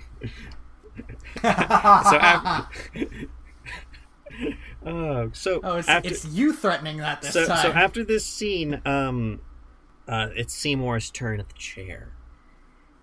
Yes, because the dentist kicks out Bill Murray for being a weirdo, being kinky. Because he likes inflicting pain on others, and he is not okay with somebody enjoying that. So, which tells you a lot about him and why he actually would not do well in the S&M community. Yeah, because a big part of the S&M community is, being aware of the limits of your partner and respecting that. So for after looking at Seymour's teeth, he thinks, "Now this is going to be a big haul. We're going to need to use a lot of gas for this one." And Seymour, wait! Don't skip over one of my favorite stupid jokes in this movie. What? He shows what a neglected mouth looks like. Oh god, and it's a photo of a fucking dog. It's a photo of a dog, and that dog has some gnarly teeth. Dog? But it's definitely a dog. But Seymour's reaction to it, oh god, my mouth could look like that? Yeah, that feels very much like a joke about dentists. That is great. Your mouth could... It also kind of feels like a joke that would have fit in the 60s version. Yeah, for real. That's so easy could have been a throwaway joke somebody made in the 60s version, and it would have fit right in there with its fucking weirdness. Oh gosh. Also, I want to mention that apparently Seymour, founded the school of how Marvel characters should disguise themselves, because he walks into this dentist shop, armed with a revolver, but also wearing, only a ball cap and a bright orange jacket. No one will see me in this. This baseball cap is all I need to blend into the crowd. What it is, Andy, is you have to have something memorable that you don't wear again. That's how they get you. They say red jacket to the police. The police can't find that jacket. So, I put a fake scar over your eye. Then they'll remember the scar. This next scene is one of the most unsettling things that this movie does. Oh my god! Again, I need to jump in. The musical version has a call and response of this, where Seymour is hyping himself up to shoot the guy, and he's singing about how he can't get the mask off. That's terrible. So he's singing about kill him now, do it, and he says I can't, and then Oren starts singing, Don't be fooled if I should giggle like a happy dope, it's just the gas, and he's singing about how he's asphyxiating. Yeah. While he's laughing about it, and in the movie, we don't get this. We don't get the song. All we get is the horrible, well-acted death of asphyxiation by laughing gas. Holy shit! What a horrifying way to die. It is a horrifying way to die. However, this version of the dentist actually has a meaningful death, which was very important to me. Yeah, after watching the 60s version of the dentist die for no reason. No, they were dueling and he was stabbed with the drill. Yes, and I know. By the way, we're skipping over a lot about the dentist because we're not going to go into all this, but that scene is my favorite dentist scene in movies. There is an amazing 'Cause, like, shot from inside of a patient's mouth, and I want to know how they shot that. And the thing where he's about to work on Seymour, and he pulls out the antique drill. Oh, yeah. That's like how I feel when I go to the dentist. It's like, they don't make them like this anymore. Sturdy. And dull. It's rusted. It's an antique. Yes, it's brilliant. This whole character. This depiction of dentists is how I feel every time I've ever gone to the dentist. So Steve Martin dies. dies. A horrific, horrible death. And then Seymour drags him off to the shop. Mm-hmm. And Audrey too tells him he needs to cut him up. Yeah, can't eat him whole. Which is... Oof. So he goes to cut him up, and... Who walks in? Now, this is so much more important than the last movie, because in my mind, the last movie made the mistake of having Mushnick blame the plant, even though Seymour definitely killed somebody to feed that plant. And this movie, he never finds out that the plant is alive. No, he does. Like, sentient. He does. Very late. A little too late. Too late, some might say. Tooth. But Mushnick discovers late the crime of mutilating the dentist's corpse. And he just runs away in horror. And then I feel like is there a musical number? Well, during the musical number, Seymour feeds Audrey too. I don't think so. I will say I. But there's like a musical interlude. Yeah, there's like a montage. I remember music to yes, this. there is a sting to to him cutting up the body, and I will say I am very, very, very mad that this movie didn't just steal the amazing cut that is feeding a corpse to a plant to somebody else eating food. It could have been done very easily. Yeah. It's a great shot. The one shot from the last movie that I wanted to see in this one, and it's nowhere to be found. I'm sorry, Andy. How dare they? Anyway, this movie's garbage. Don't watch it because of that. Seymour does not get any sleep. He is racked with guilt. His bed is made the next morning, and he's sitting next to it, and he's he's actually shown affected by his actions instead of... He's like, it's like... In the last movie, it's like he's a character. Mm-hmm. And... So then he sees Audrey talking to the police and goes out there to talk to her. And we come to my least favorite song in this goddamn movie. I think I understand why this is your least favorite song. But why don't you tell me about it? I will say the first thing that weirded me out about this song is the fact that they just say Kleenex. I don't know why that bothers me, but it did. Here, take my Kleenex. I guess he does say that, yeah. I don't think they were getting paid by Kleenex. So this movie has in today's world, this song leaves a very bad taste in my mouth, because this is an entire song about the fact that Seymour is a nice guy. Mm-hmm. And maybe what Audrey just needs is to be with a nice guy who's always been there for her. They're such good friends, and he's such a nice guy. TM. I need to. I want to put a pause understand. Here. No. I understand that is absolutely not in any way what this song is focusing on. That's not what I mean. That's not what I mean. What I want to say is, this movie came out way before nice guy culture, and maybe this movie, along with other, especially romantic movies from the 80s, helped push that idea along. I think so. But I don't know if you can... That feels like a lot to hang on it. It is, but maybe it's just because I'm so fucking tired of it. Like, I just... Like, it is... Well, that's... Like, yes. It's not, like the entire kind of linchpin of this song is the fact that Seymour treats her nice.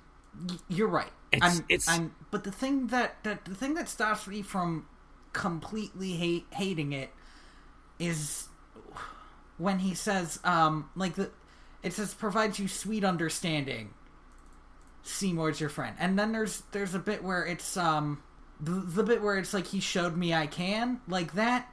That is is positive stuff, but then there's other stuff which is like, he purified me. Yeah, maybe that just sounded good on a recording, but it's the whole song is framed in this very weird kind of like worship kind of way that it just feels creepy and gross and bad. And you're right, it's not fair that I should hang like all of this kind of bad shit that this tone of relationship has taken in the last kind of decade. But I will agree that this is a very problematic like song. this movie and honestly a lot of movies with Rick Moranis in them, because this is just the character he played a lot, are indicative of this problem. The like secretly nice guy that nobody knows. Yeah, like it is indicative of the problem that if you're just nice to people, then that's your ticket in. And I will say I appreciate the fact that this movie stops short of a lot of what a lot of other movies do, because all this movie says is like Seymour's a nice guy and maybe that's enough. And as creepy as it frames it, it doesn't go to the extent that because Seymour is a nice guy, that's his ticket to sex that other later movies do. Yeah, well, and here's I also have kind of a lot of faith in Howard Ashman and No, I do too. It's unfortunate. That's the thing. I do think this is a problematic song in a lot of the things done with it, but I also think the reason it didn't go as far as like it kind of feels like the next logical step is. Yeah. Is because they didn't want it. Yeah, like they that was a decision they made. Yeah, you know? and the movie feels like it really takes that decision to heart as well, in a way that is hard to miss, because like even in Audrey's fucking weird Sears catalog fantasy, like they both have separate beds. Well, yes, because it's not only a Sears catalog fantasy, it's a 60s TV fantasy, and you weren't allowed to have one bed. You know why that was in Lucy? You know why they did that in I Love Lucy, right? I genuinely thought it was because they weren't allowed to have one bed on television. No, it wasn't. It wasn't that. It was because her husband was Hispanic, and they could not show that these two people were having an interracial relationship that was sexual in any way. That is so gross. Right?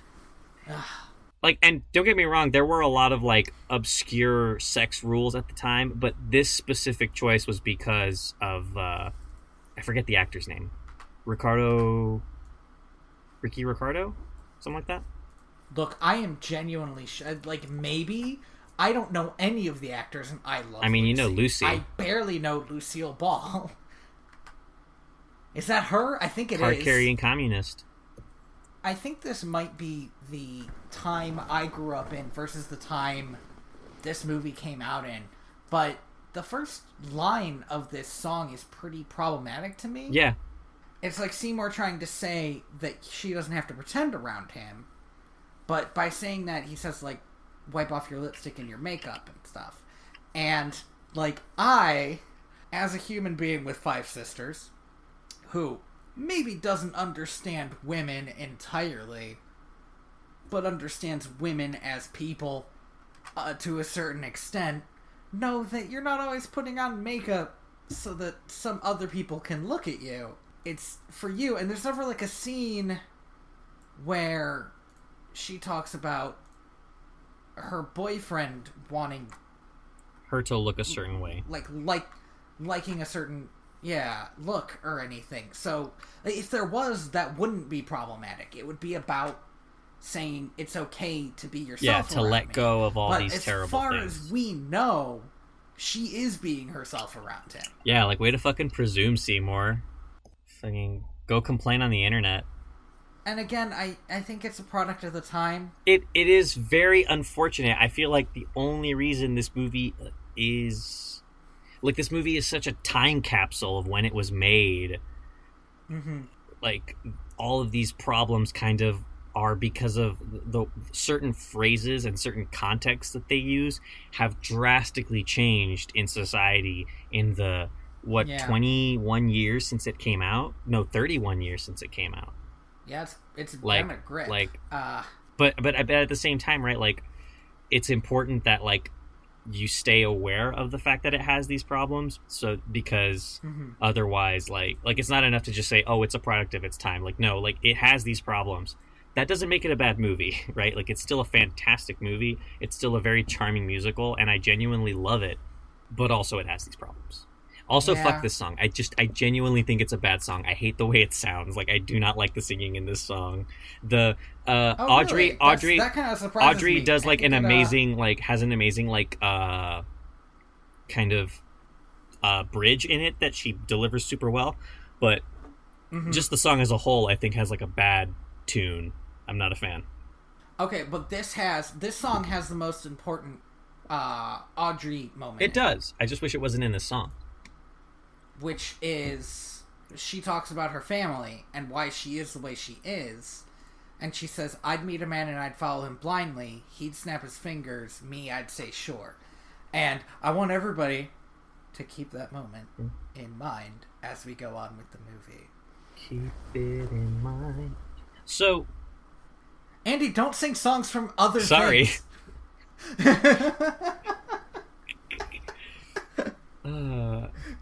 We got a theme here? Well, the theme is evil plants. Sorry, what was I gonna sing? Suddenly Seymour? No. Let's move on to the next great song. Because every song that Audrey 2 sings is the best. It's so good. Now, wait. Let me make sure I don't have any more notes in between. Oh, I do have this. I think I mentioned it earlier. Audrey could stand to be single for a bit. Like, that was my feeling after watching Suddenly Seymour. Yeah. Like, Audrey does not need another dude right now. Like, what Audrey needs is... She needs some time She needs to, like, work through this in a healthy way.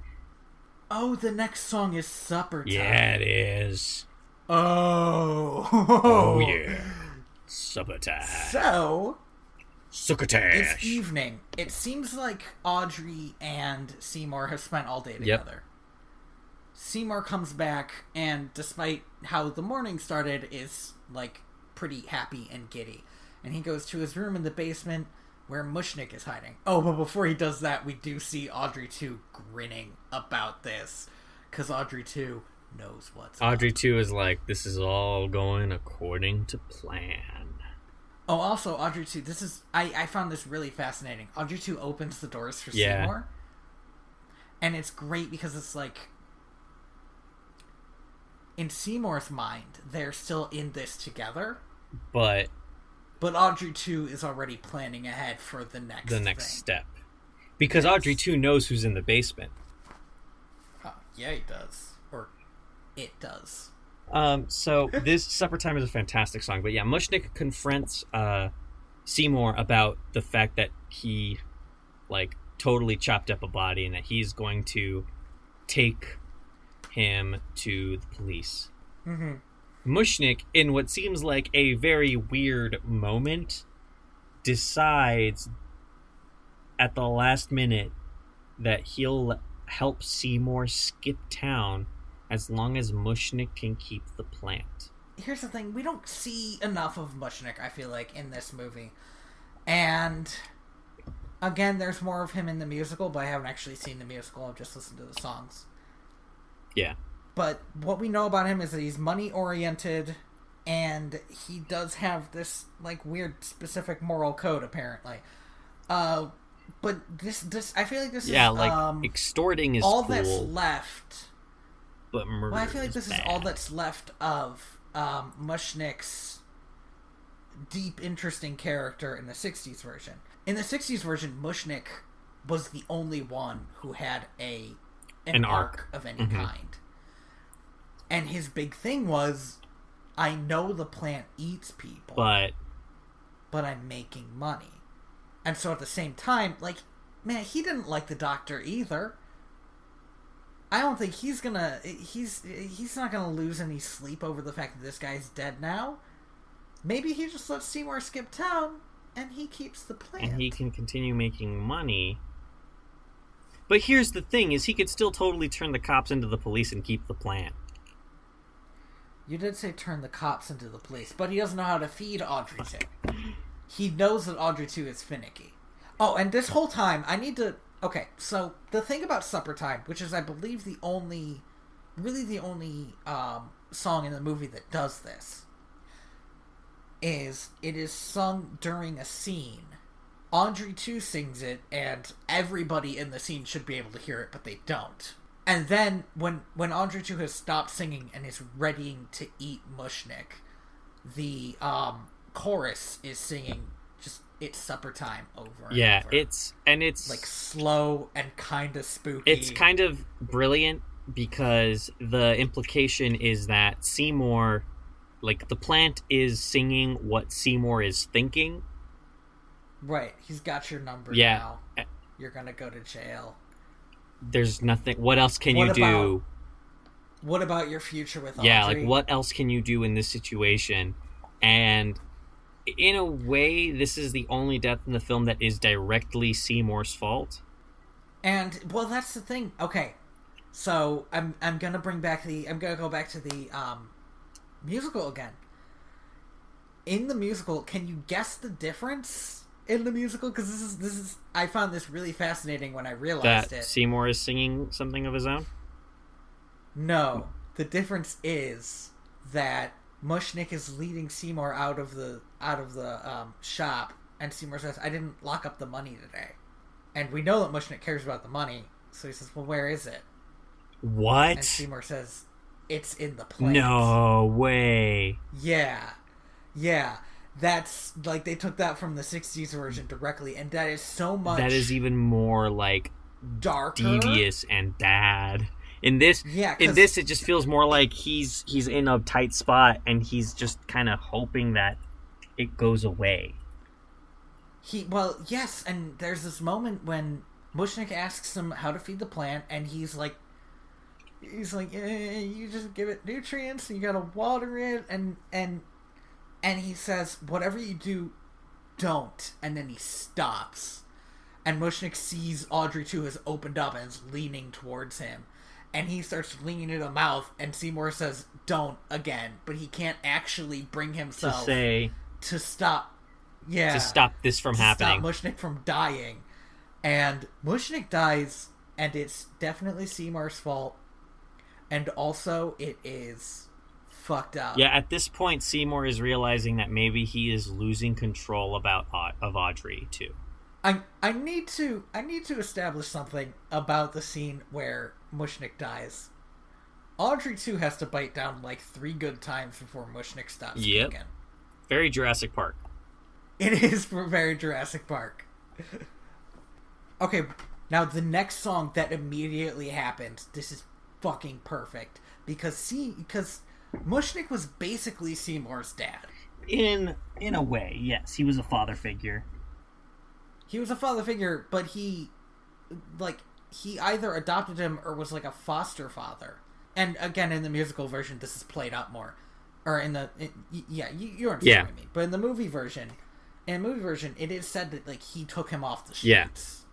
So the song that plays immediately after that is "The Meek Shall Inherit," which that's just like fucking good timing on "The Meek Shall Inherit." And they cut out a lot of the song for the movie. Apparently, it was going to be a dream sequence. And I kind of want to tell you, there's a good bit that they cut out that sort of highlights Seymour's inner struggle.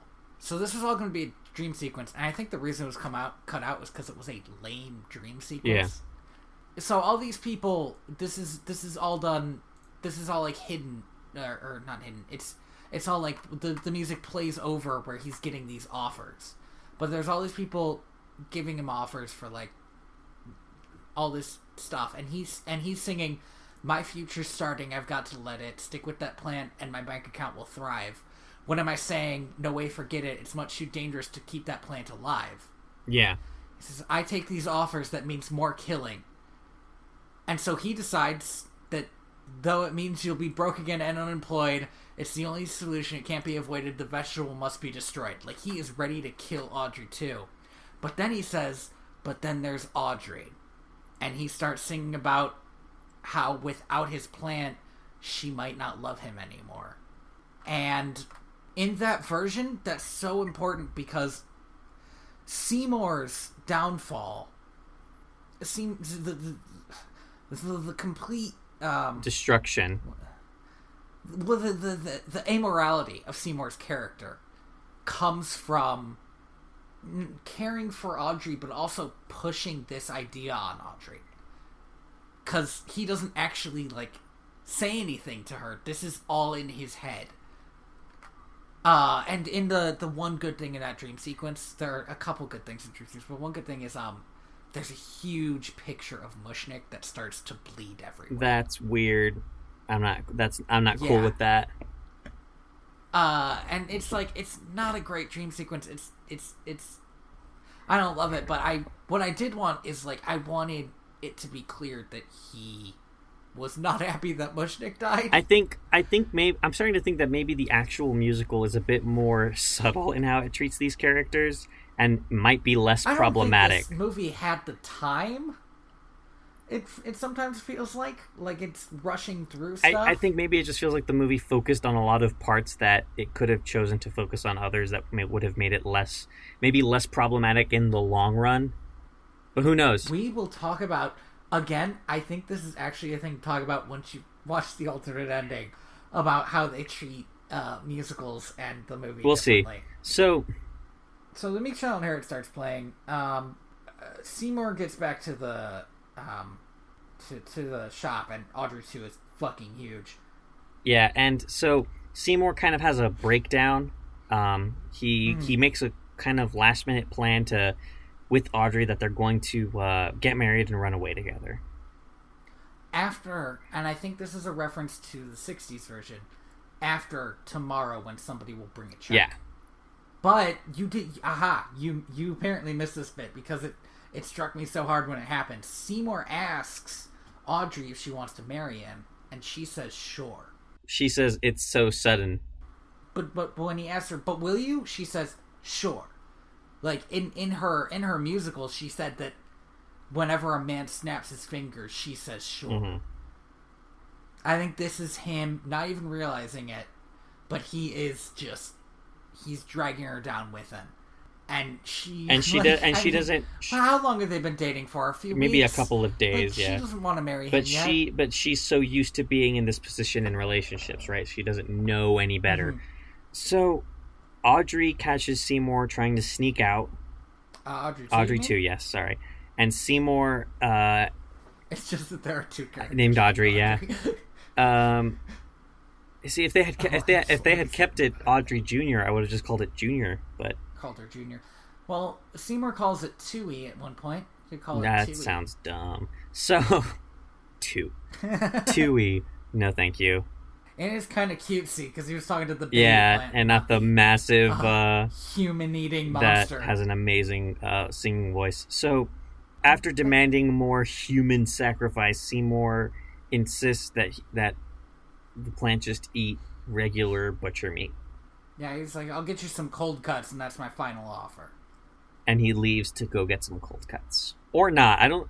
When he comes back, I don't remember there being any cold cuts anywhere. So. I also don't remember there being any cold cuts. It's possible he just meant to leave. Yeah. So that Audrey 2 would be out of his sight, and then he realized he'd left his bags or something. Yeah. So, Audrey 2, in a level up moment, drags its pot towards the cash register, pulls out a single quarter, and calls Audrey the original. Here's the thing. Audrey 2 could have called anybody. Yeah. But the police? You could have called the pizza. When I was a kid, I thought Audrey 2 was going to order a pizza and eat the pizza delivery guy. That would be very 80s. It's a very 80s thing. It feels like something Men in Black might do. Or Teenage Mutant Ninja Turtles. Except they probably wouldn't eat the pizza guy. What are you talking about? No, it would eat no, not the turtles. The villain would eat the pizza guy, and the turtles would show up and be like, "Whoa, radical, free pizza!" And then, oh god, they would have been slapped upside the head by Master Splinter, like, "Focus." Sorry, I just had a weird moment where I wrote. Yeah, I think I wrote a Teenage Mutant Ninja Turtles episode. I didn't we don't have face cams on because it slows down the internet. But I'm pretty sure your eyes just unfocused. I was possessed by the spirit of the turtles. I love being a turtle. I love being a turtle. Audrey 2 calls Audrey. Hey, little lady, hello. Gets her to come over to give it water. So this scene really bothered me because he could have just ate her. I don't understand why he had to play this weird, unsettling game with her. He is a monster.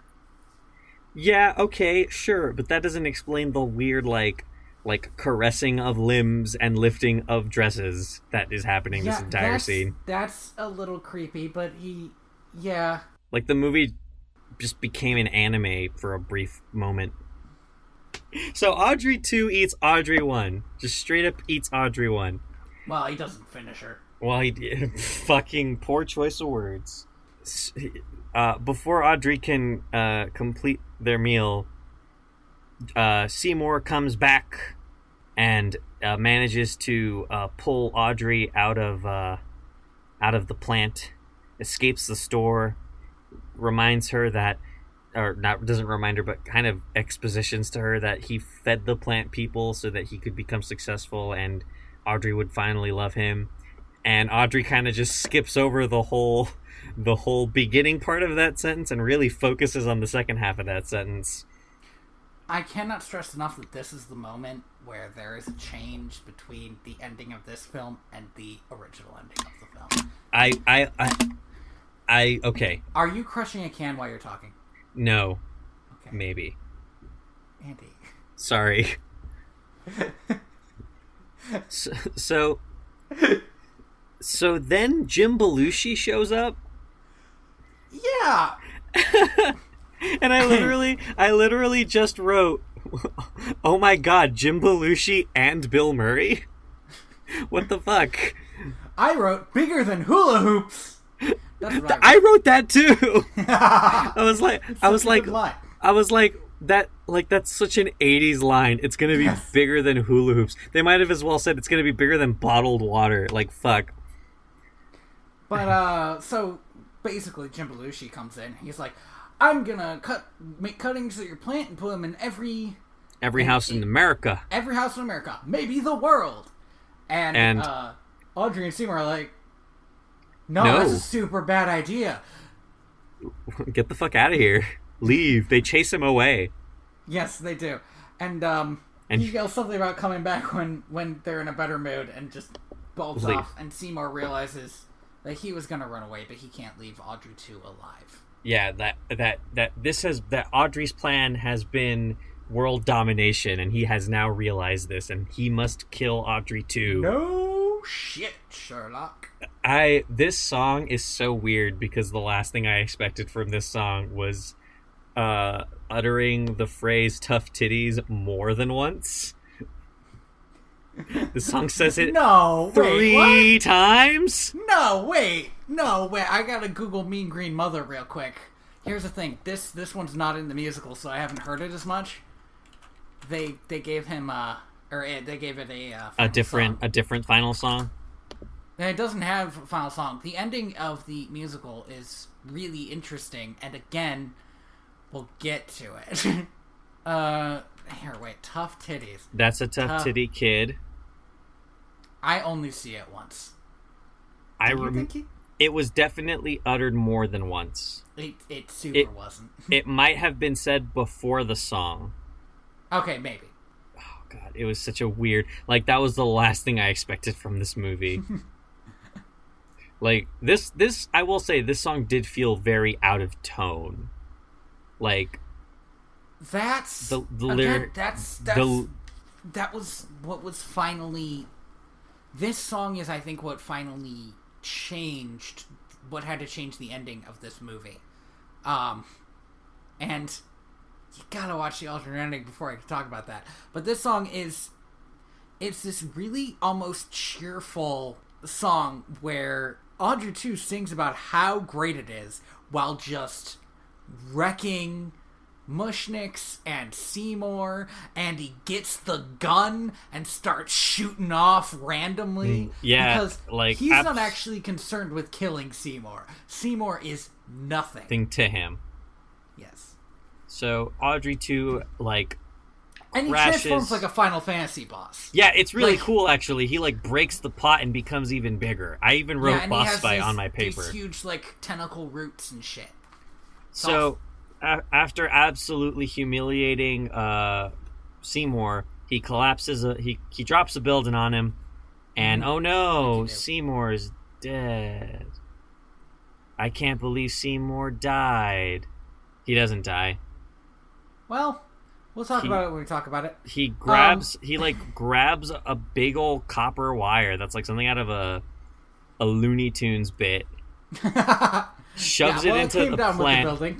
Shoves it into the plant, and like oh no! Turns out he lived, and electrocutes the plant, and what feels like it was lifted from Star Wars. It like is covered in blue lightning, and then explodes like the Death Star. A Death Star explosion. But although first it does say Audrey 2's last words are, "Oh shit." And then this movie's ending. You may fire when ready.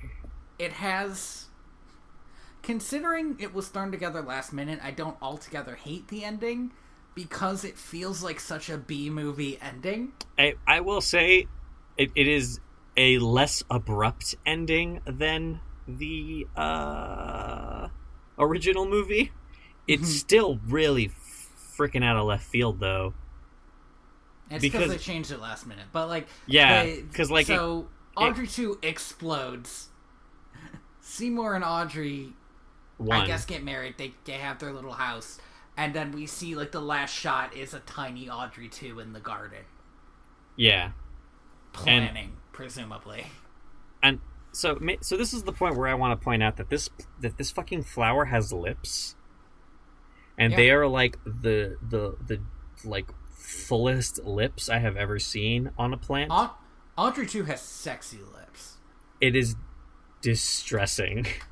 It's very I feel like it's part of what makes it creepy and also what makes it look realistic. Yeah, it's Audrey 2's lips are why they're part of why I remember.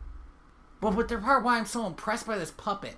Because when you think, oh, it's like a Venus flytrap puppet, you would think open, close, like in the 60s movie. No, this thing like articulates its words. It's got points of articulation that are crazy. I don't know how many people it took to move it. I'm gonna try to find out. Yeah, because its lips its lips visibly mouth out the letters in a way that a mouth. Exactly. Yeah, it's crazy. So 6 different stages of growth, 3 different versions of the shop. 2 different units were working with the plant. 60 technicians were required to operate the final boss.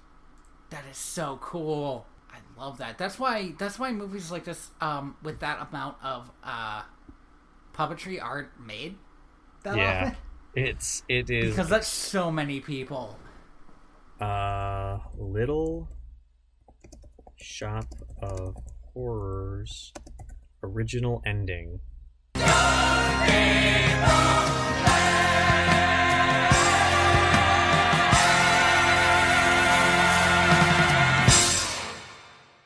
Andy, describe for the people what you have just seen. Sorry, give me a sec. I need to. It's rough. Oh my god! All right, so the original ending of the movie is that after pulling Audrey out of Audrey 2, Audrey dies in Seymour's arms, and Seymour willingly feeds her to Audrey 2, goes to kill himself, doesn't... Right, because Audrey wanted to be fed to Audrey 2, but hey, Seymour is super not cool with it. Yeah, so Seymour, fulfills her final wishes and then goes to kill himself in a very harrowing, standing at the edge and about to jump scene with, first-person camera shake looking down the building. And but then doesn't, because a salesman, who's not Jim Belushi, shows up and says that with or without him, they are going to be selling these plants around the world, and all of a sudden Seymour's like, this was the plant's plan all along, and in an almost Jesus-like moment gets eaten by Audrey 2 after the mean green mother from outer space singing sequence. And can I just say, when Seymour dies at the end, there is much less reason for there to be a huge song. Because, like, if the bad guy is singing a song, the good guy has to win. Because it's Audrey, too, kicking Seymour's ass the entire time. Yeah. And the fact that Seymour never comes back from that makes it so upsetting. Yeah. And it was, as we established, this ending is already very upsetting. This ending is so tone deaf to what the rest of the film is building up in terms of, like, it being a warm comedy. And what happens after Seymour dies? We get a montage of people buying Audrey 2 plant toy accessory things, like going crazy over them, and then it cuts to a news bulletin of these Audrey 2 plants, now massive in size, eating America. Yes, while the song Don't Feed the Plants plays, which is, again, a better song on the cast recording, because they do a lot of... This scene goes on for 7 minutes. 7 minutes, and it's mostly and they just cut into instrumental. A lot of instrumental, yeah. It's so long. It's so long, and it's all as just... you mentioned, it's very expensive looking. It's so, like, just, like, buildings being exploded and, like, multiple Audrey 2 puppets, like, carousing throughout the city as people run away. Large crowd shots.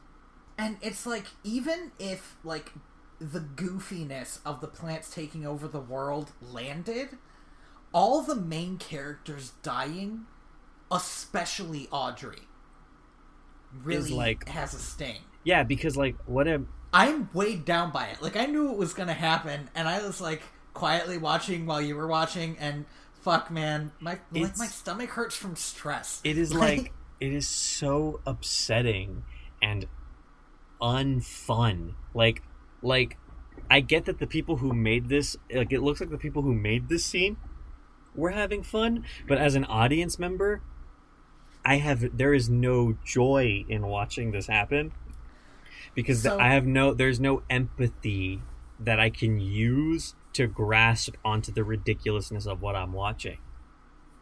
Let me tell you the main difference between this alternate ending and the ending in the play, and why it works in the play and why it doesn't in the movie. Okay. So, first, let me tell you how Seymour dies in the play. Okay. He says, "You're a monster and so am I," like he does in the other thing. But then Audrey 2 doesn't get this whole big singing thing. Seymour does what he did in the old movie, which is grab a knife and run into Audrey 2's mouth saying, "You can't be that tough on the inside." Yeah. So Seymour has died very quickly. And it's much less of a slow, drawn-out fuck you. Yeah. The other thing that they apparently do in the stage version is, do you remember the flowers from the 60s version that show faces? Yeah. Well, those come back in the stage version. And the people who sing "Don't Feed the Plants," as well as the chorus, are the Seymour, buds. Audrey, Mushnick, and the Doctor as the plants. Oh. As the flowers. Okay. So they still get, like you still get to see these characters even after they've died. And I feel like that probably takes a huge sting out of what just happened. Yeah.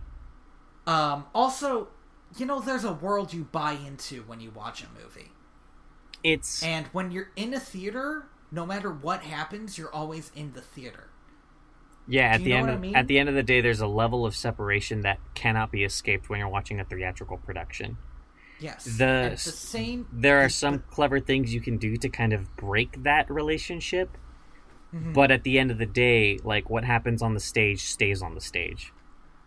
Well, and let me bring in the last thing they do that makes the theater version lighter. Well, actually, you know what? The other thing is, I don't think there's a reprise to Somewhere That's Green, which is good because that one fucking gets me. Yeah, that's not a cool reprise. Audrey sings about being somewhere that's green, and what she means is inside Audrey too. Yeah. And that's not cool. But the other thing they do is, I don't know if all the productions did this or just some. Yeah. But when they say, in the movie they say, "And where you live," when they're singing "Don't Feed the Plants," they sing, "And this theater." And then Audrey Chew plants come out of everywhere. Oh, okay.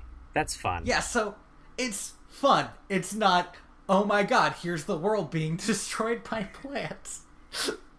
You can see how the people in charge, especially Frank Oz, thought that this version that ends dark but always got like a laugh and a clap at the end of the show would still get a laugh and the clap at the end of the movie. But the thing is, right, is like if a little Audrey 2 came out and like started gnawing at my leg in the theater, that's cute. But this scene feels like it's like a celebration of the end of the world in a way that's just upsetting. Yes, because there's nothing that can be done to pull me out of the fact that I am watching the world end and people die. That's true, and you never get the curtain call. You never get people, like, everybody coming on stage and bowing, and okay, now it's over. Now everyone has bowed. Instead of, now it's over, now the world is dead. Now the audience itself has been eaten by this disgusting looking plant mouth. And I feel bad because I was building up so much stuff, like, oh, we'll talk about that at the end of the show after you see the... This is not even what I wanted to talk about, was this. I wanted to talk about how much I hate Rent.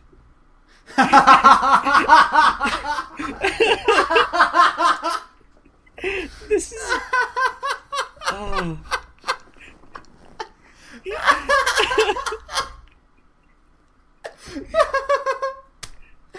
Oh my god.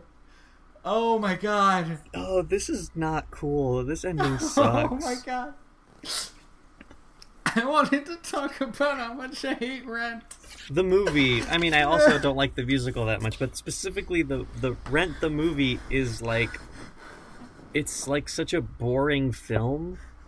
And the movie seems to like get by solely on the fact that you're watching the original cast of Rent do Rent again.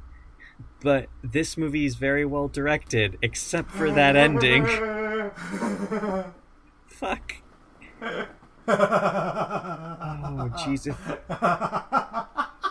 Oh, man. I don't...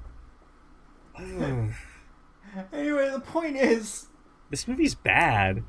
One of the point, well, that ending of the movie is bad. That's why they had to change it. Oh, jeez. But the point is, whenever you might think Seymour is like a little bit too dark in this movie, it's because he was always supposed to be a tragic hero. Yeah, he was supposed to die. Yes, and they could have. The audiences did not like that. What they could have found the happy medium that is Seymour sacrificing himself to kill the plant. They couldn't, and the reason is they were scared after their millions of dollars were wasted making the sad ending, that they thought, we need to make a happy ending, so people will buy this movie. They overcorrected really hard. Yes, it is a bit too much. It is a bit too bright and cheery, but it's definitely better than the alternative. It is definitely better than the alternative. Jesus fucking Christ, that is a shit show. But I also have to say, it's an ending that's thrown together last minute because they didn't have that much time. They were supposed to be done with the movie.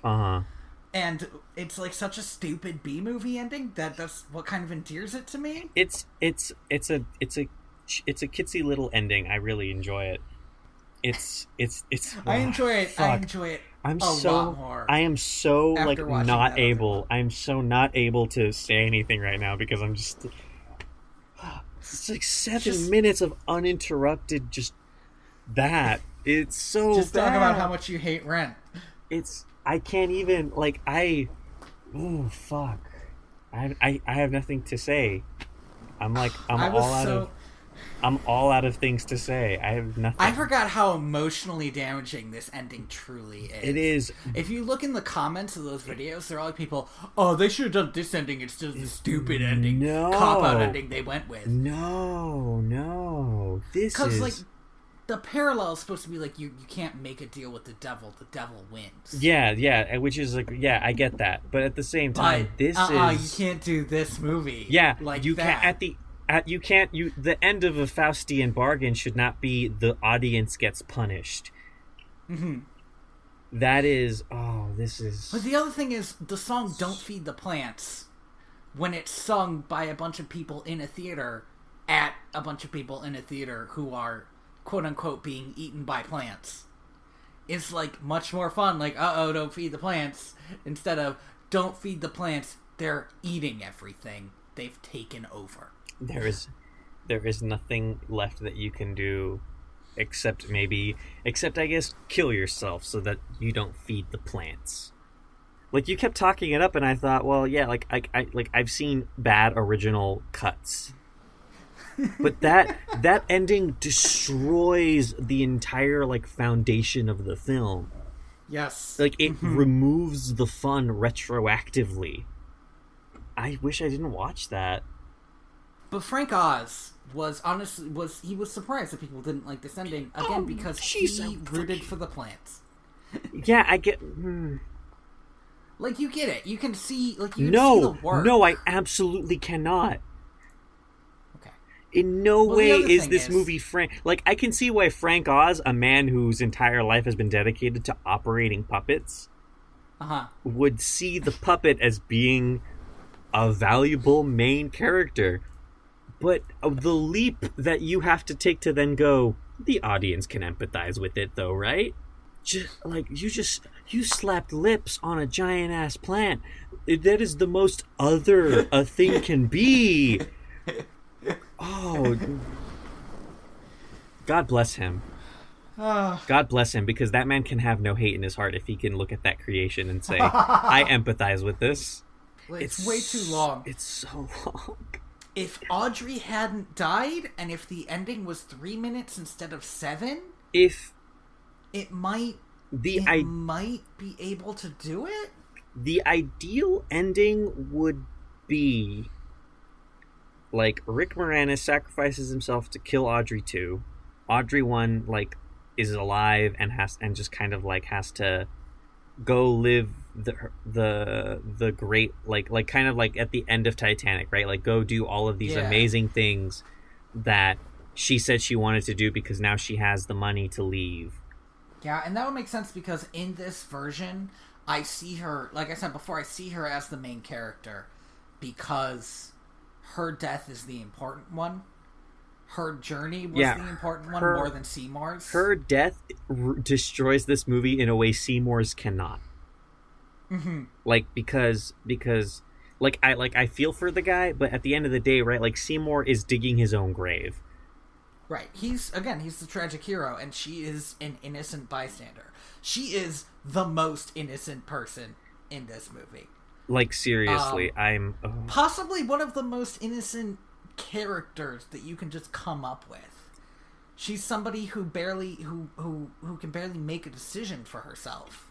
And that's why I've been kind of, like, trying to defend, even though this ending fucking hurts, I've been trying to defend the fact that she doesn't have that much control of her own life. Because this ending makes that so tragic. I understand why. And that's where they were going. Yeah, that is insanity. That is insanity. That ending is we need to move on. We just let's wrap this up. I can't think about this anymore. That ending vastly changes my opinion of this movie. Like, original. Okay, so the original film. Oh God.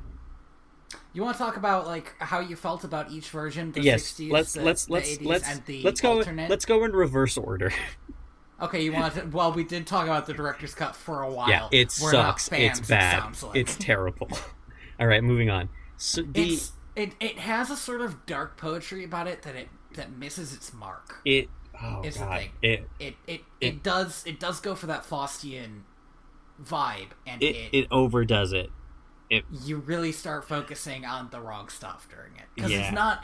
it's not about what happens to Seymour anymore. Yeah. Because Audrey died, and that was a big deal, and then the plants took over, and that was a big deal, and the fact that Seymour died was like kind of nothing. Yeah, it's... So how'd you feel about the ending that they needed to slap onto it? CGI making Audrey 2 blow up. I think it's ridiculous in a fun way. It is a fun... It, in a way, it's kind of appropriate to this being an adaptation of the original film because it is sudden and unexpected. But unlike the original ending and the unlike the original film's ending and the cut ending, it's like I said before, it's kitschy and fun. Yes, it's maybe a little bit too light. Yeah, it's but like it, again. That's I understand why they made that decision. Yeah, like that. I can see why they oversteered a bit too far to the left, but I think overall, this even with all the problems I have with this movie, it is a fantastic. It's got fantastic music. It's very well directed. Up until that ending bit, like it is a great adaptation of a stage musical. Still, I mean, the ending bit is fucking hard, but it is very well directed. I don't think so. It's a lot of lingering shots. It's very. It's yeah, you're right. It's Maybe very, it would have been cut down more. Maybe it's not well edited. It's very bloated. It never made it. Yeah, but I'm thinking, you know what was in my mind? One, the scene with the Statue of Liberty I thought was genuinely creepy. It is very good. And two, actually the bit where Seymour gets eaten. Yes. Is not the close-up shot, which lasts a little bit too long, but the far away shot where it's Audrey 2 raising Seymour above its head. Yeah. Is if you cut out like the middle bit where it keeps cutting to Rick Moranis' face and just kind of go from that distance shot to the just like up all the way in my mouth like a saltine shot. Again, this movie, we say well directed, it's also well edited, and yes. You can tell because the bit that doesn't get edited because it was cut out is very sloppy. Is more sloppy, yeah. But I will say that like this is a fantastic adaptation of a stage musical because it manages to keep the storyline intact and maintain the kind of fantastical fun that you want out of a musical without feeling like it's excessive like some adaptations are. Yeah, like, and that's probably because so many stage musicals are kind of by definition excessive. Yeah, and so it's hard to adapt them. Yeah. And like you run into the problem, you run into the problem when you adapt a stage musical. Like you can either focus too much on the spectacle, like the Les Mis film that came out recently did. The spectacle of that movie, in terms of like what they did with their effects, is really great, but the movie is not very good. The movie's kind of boringly shot. That's too bad. And Rent is just bad. I don't have the energy to talk about it anymore, but. I mean, my understanding of the plot of Rent, it's about a bunch of artists who are the good guys because they don't make any money. Yeah, And it's like, fuck you guys. I want to be an artist and make money. You know that's also possible without me being evil. Yeah, right? you don't have to. Whatever. I don't want to talk about Rent. It's bad. And the ironic thing is, Rent made a lot of money. Yeah, jeez. There are fantastic breakdowns of Rent that I really enjoy. Go find them. But what I wanted to talk about specifically was like Rent is kind of poorly shot as a film to the point where it mixed the messages that the original play had. Oh, good. Because of how poorly shot it is. This movie manages to kind of maintain the original tone and also have a fantastical aesthetic that's genuinely pleasing to look at. And I cannot stress enough that the Audrey 2 puppet, every version of it, is amazing. Yeah, it is quite a feat of engineering. The original film is funny. It's weird.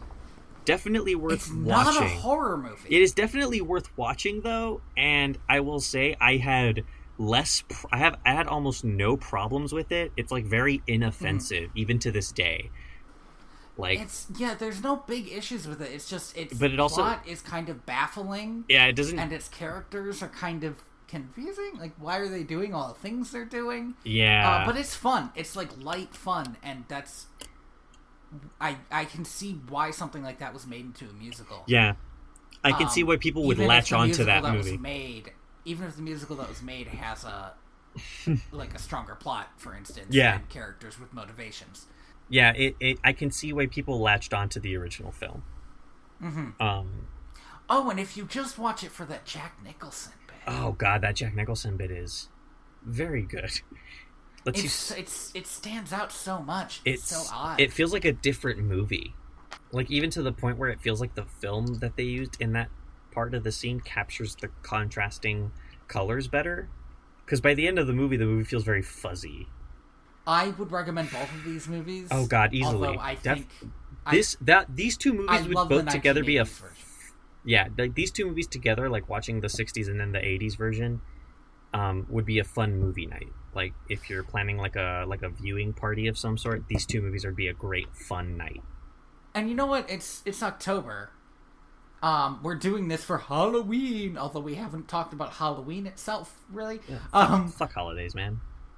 We're doing this for Spookums. Yeah, live your best life. Celebrate the holiday you want to celebrate. But what I was going to say is, if you kind of wanted like a theme movie night, but you're not into horror movies, both of these aren't horror movies. Yeah. I honestly expected the first one to be.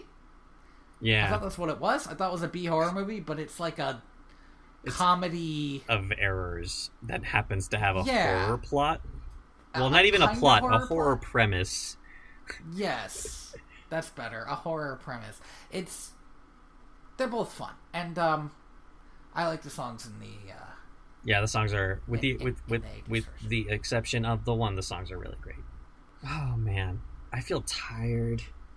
I'm sorry, Andy. I feel like I just like I feel like a Dementor just sucked the life out of me. Like I cannot believe. I felt so that good. I thought it would be a good idea. Like, you're like, I'm gonna watch it on the show, and I was like, sure. Yeah, I thought because you told me it was ridiculous, so I thought when I was watching, like, maybe if I do it live, that'll be like a good fun bit. But no, that was. I thought I had made it clear that it was ridiculous in a bad way. That was DVD. Direct. Fuck. No. Thank you for listening to Direct to Video. VHS. I broke Andy, and I apologize. Oh God, I have to do math after this. Mm-hmm. Okay. He's gonna be fine. Okay. Somehow. Okay. Hey, I've been your co-host, Andy Reyes. I've been your other co-host, Tony Robusto. You can find Andy on Twitter at royalty_valence. And you can find Tony on Twitter at theaterbats. That's theater with an ER. I'm proud of you for jumping on that so well. You know, you can find us at directto.video. You can also find some of Tony's other work at inspiredbytrueevents.com. .org, but I appreciate it. Damn it! Yep. So, I lost the reins a bit. Our final theme is Today's Penguins on Parade. Today's comic has a meme joke, so like maybe you won't be thrilled about it, but I don't know how big you guys are into memes. Memes. I made a meme. I was very proud of it. He was very proud of it. It was sad. It's the first and only meme I've ever made. The start of an era. You can find our theme, which is Penguins on Parade, at... It's in the description. It's by Lee Roosevelt. There it is. Yeah, and if you like us, if you liked hearing Andy completely break down... I'm so distressed. After watching the alternate ending for Little Shop of Horrors, you can you can rate us on iTunes. Yeah, please, or wherever you find your local podcast, please give us that sweet 5 stars. I'm dying for my art here. Please give us those 5 stars. Oh, Jesus Christ. Okay. Let's talk about what we're watching next. Yeah. Coming up next week, we're going to be watching Batman. Probably in 2 weeks. Sorry, yeah. So the next episode, We're going to be watching Batman 1966 and Batman 1989. It's gonna be super exciting. It's going to be you gonna guys dress up as Batman to do it. You guys are tired of us talking about Marvel? Well, we're going to talk about Batman for 3 whole hours. But we're not going to talk about him fighting Superman. That's what's important. Oh, we might. This might be. I wasn't. This might be the episode where I just get all of those like really deep Batman v Superman feelings out. Andy, there are 3 episodes like that. Oh, I know, but I've always got more to say. You know, I will, Okay. Tony. I am going to go watch that Justice League movie, and when I do, we're going to have a DVD extras about it because I'm already tired of and I haven't watched it yet. But I need to know. Okay. Godspeed. Whew. I am the ghost of John Smith. I was gonna... yeah. No, wait. If you're the ghost of John Smith, I am... What's a good monster I can be? I'm a big green mother from outer space. Mean and green. That's gonna be weird because there's gonna be actual music playing over this. I'll fix it in post. Yep, and cut. Cut. Perfect.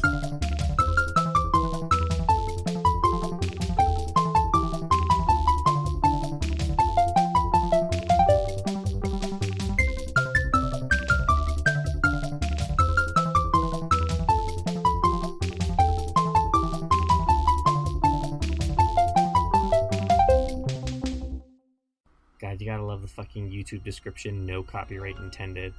I love that. Don't you love that? Yep, it's like, what a sentence that lets me know both you don't know what a copyright is, or how to use the word.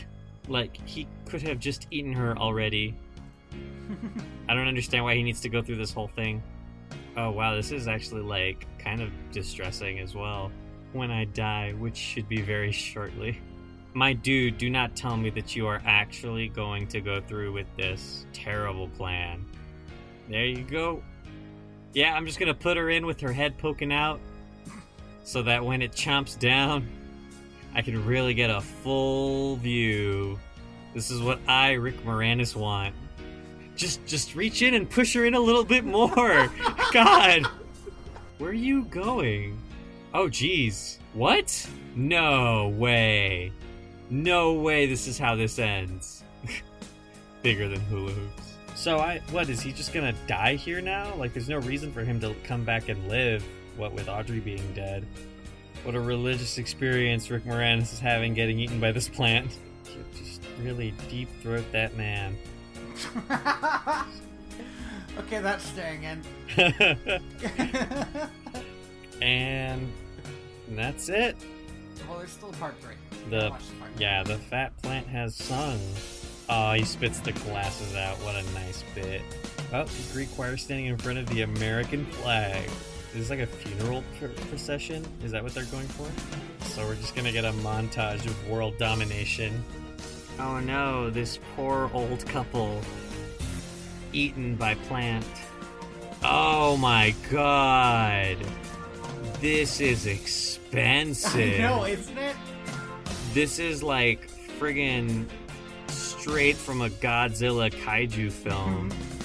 Cars flying everywhere. What are they gonna have that friggin' Cloverfield moment where it's just standing on top of the Statue of Liberty too? Oh my gosh, I think there is a Statue of Liberty scene.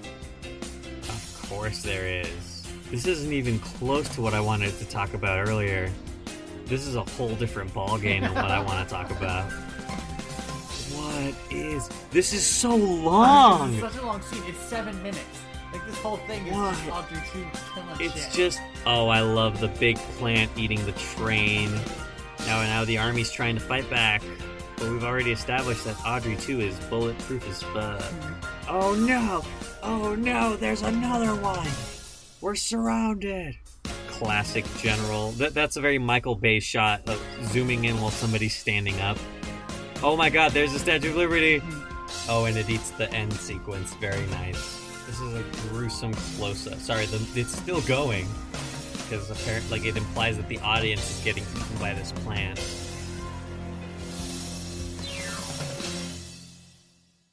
It was interesting listening to you wonder how they could keep going on with the movie.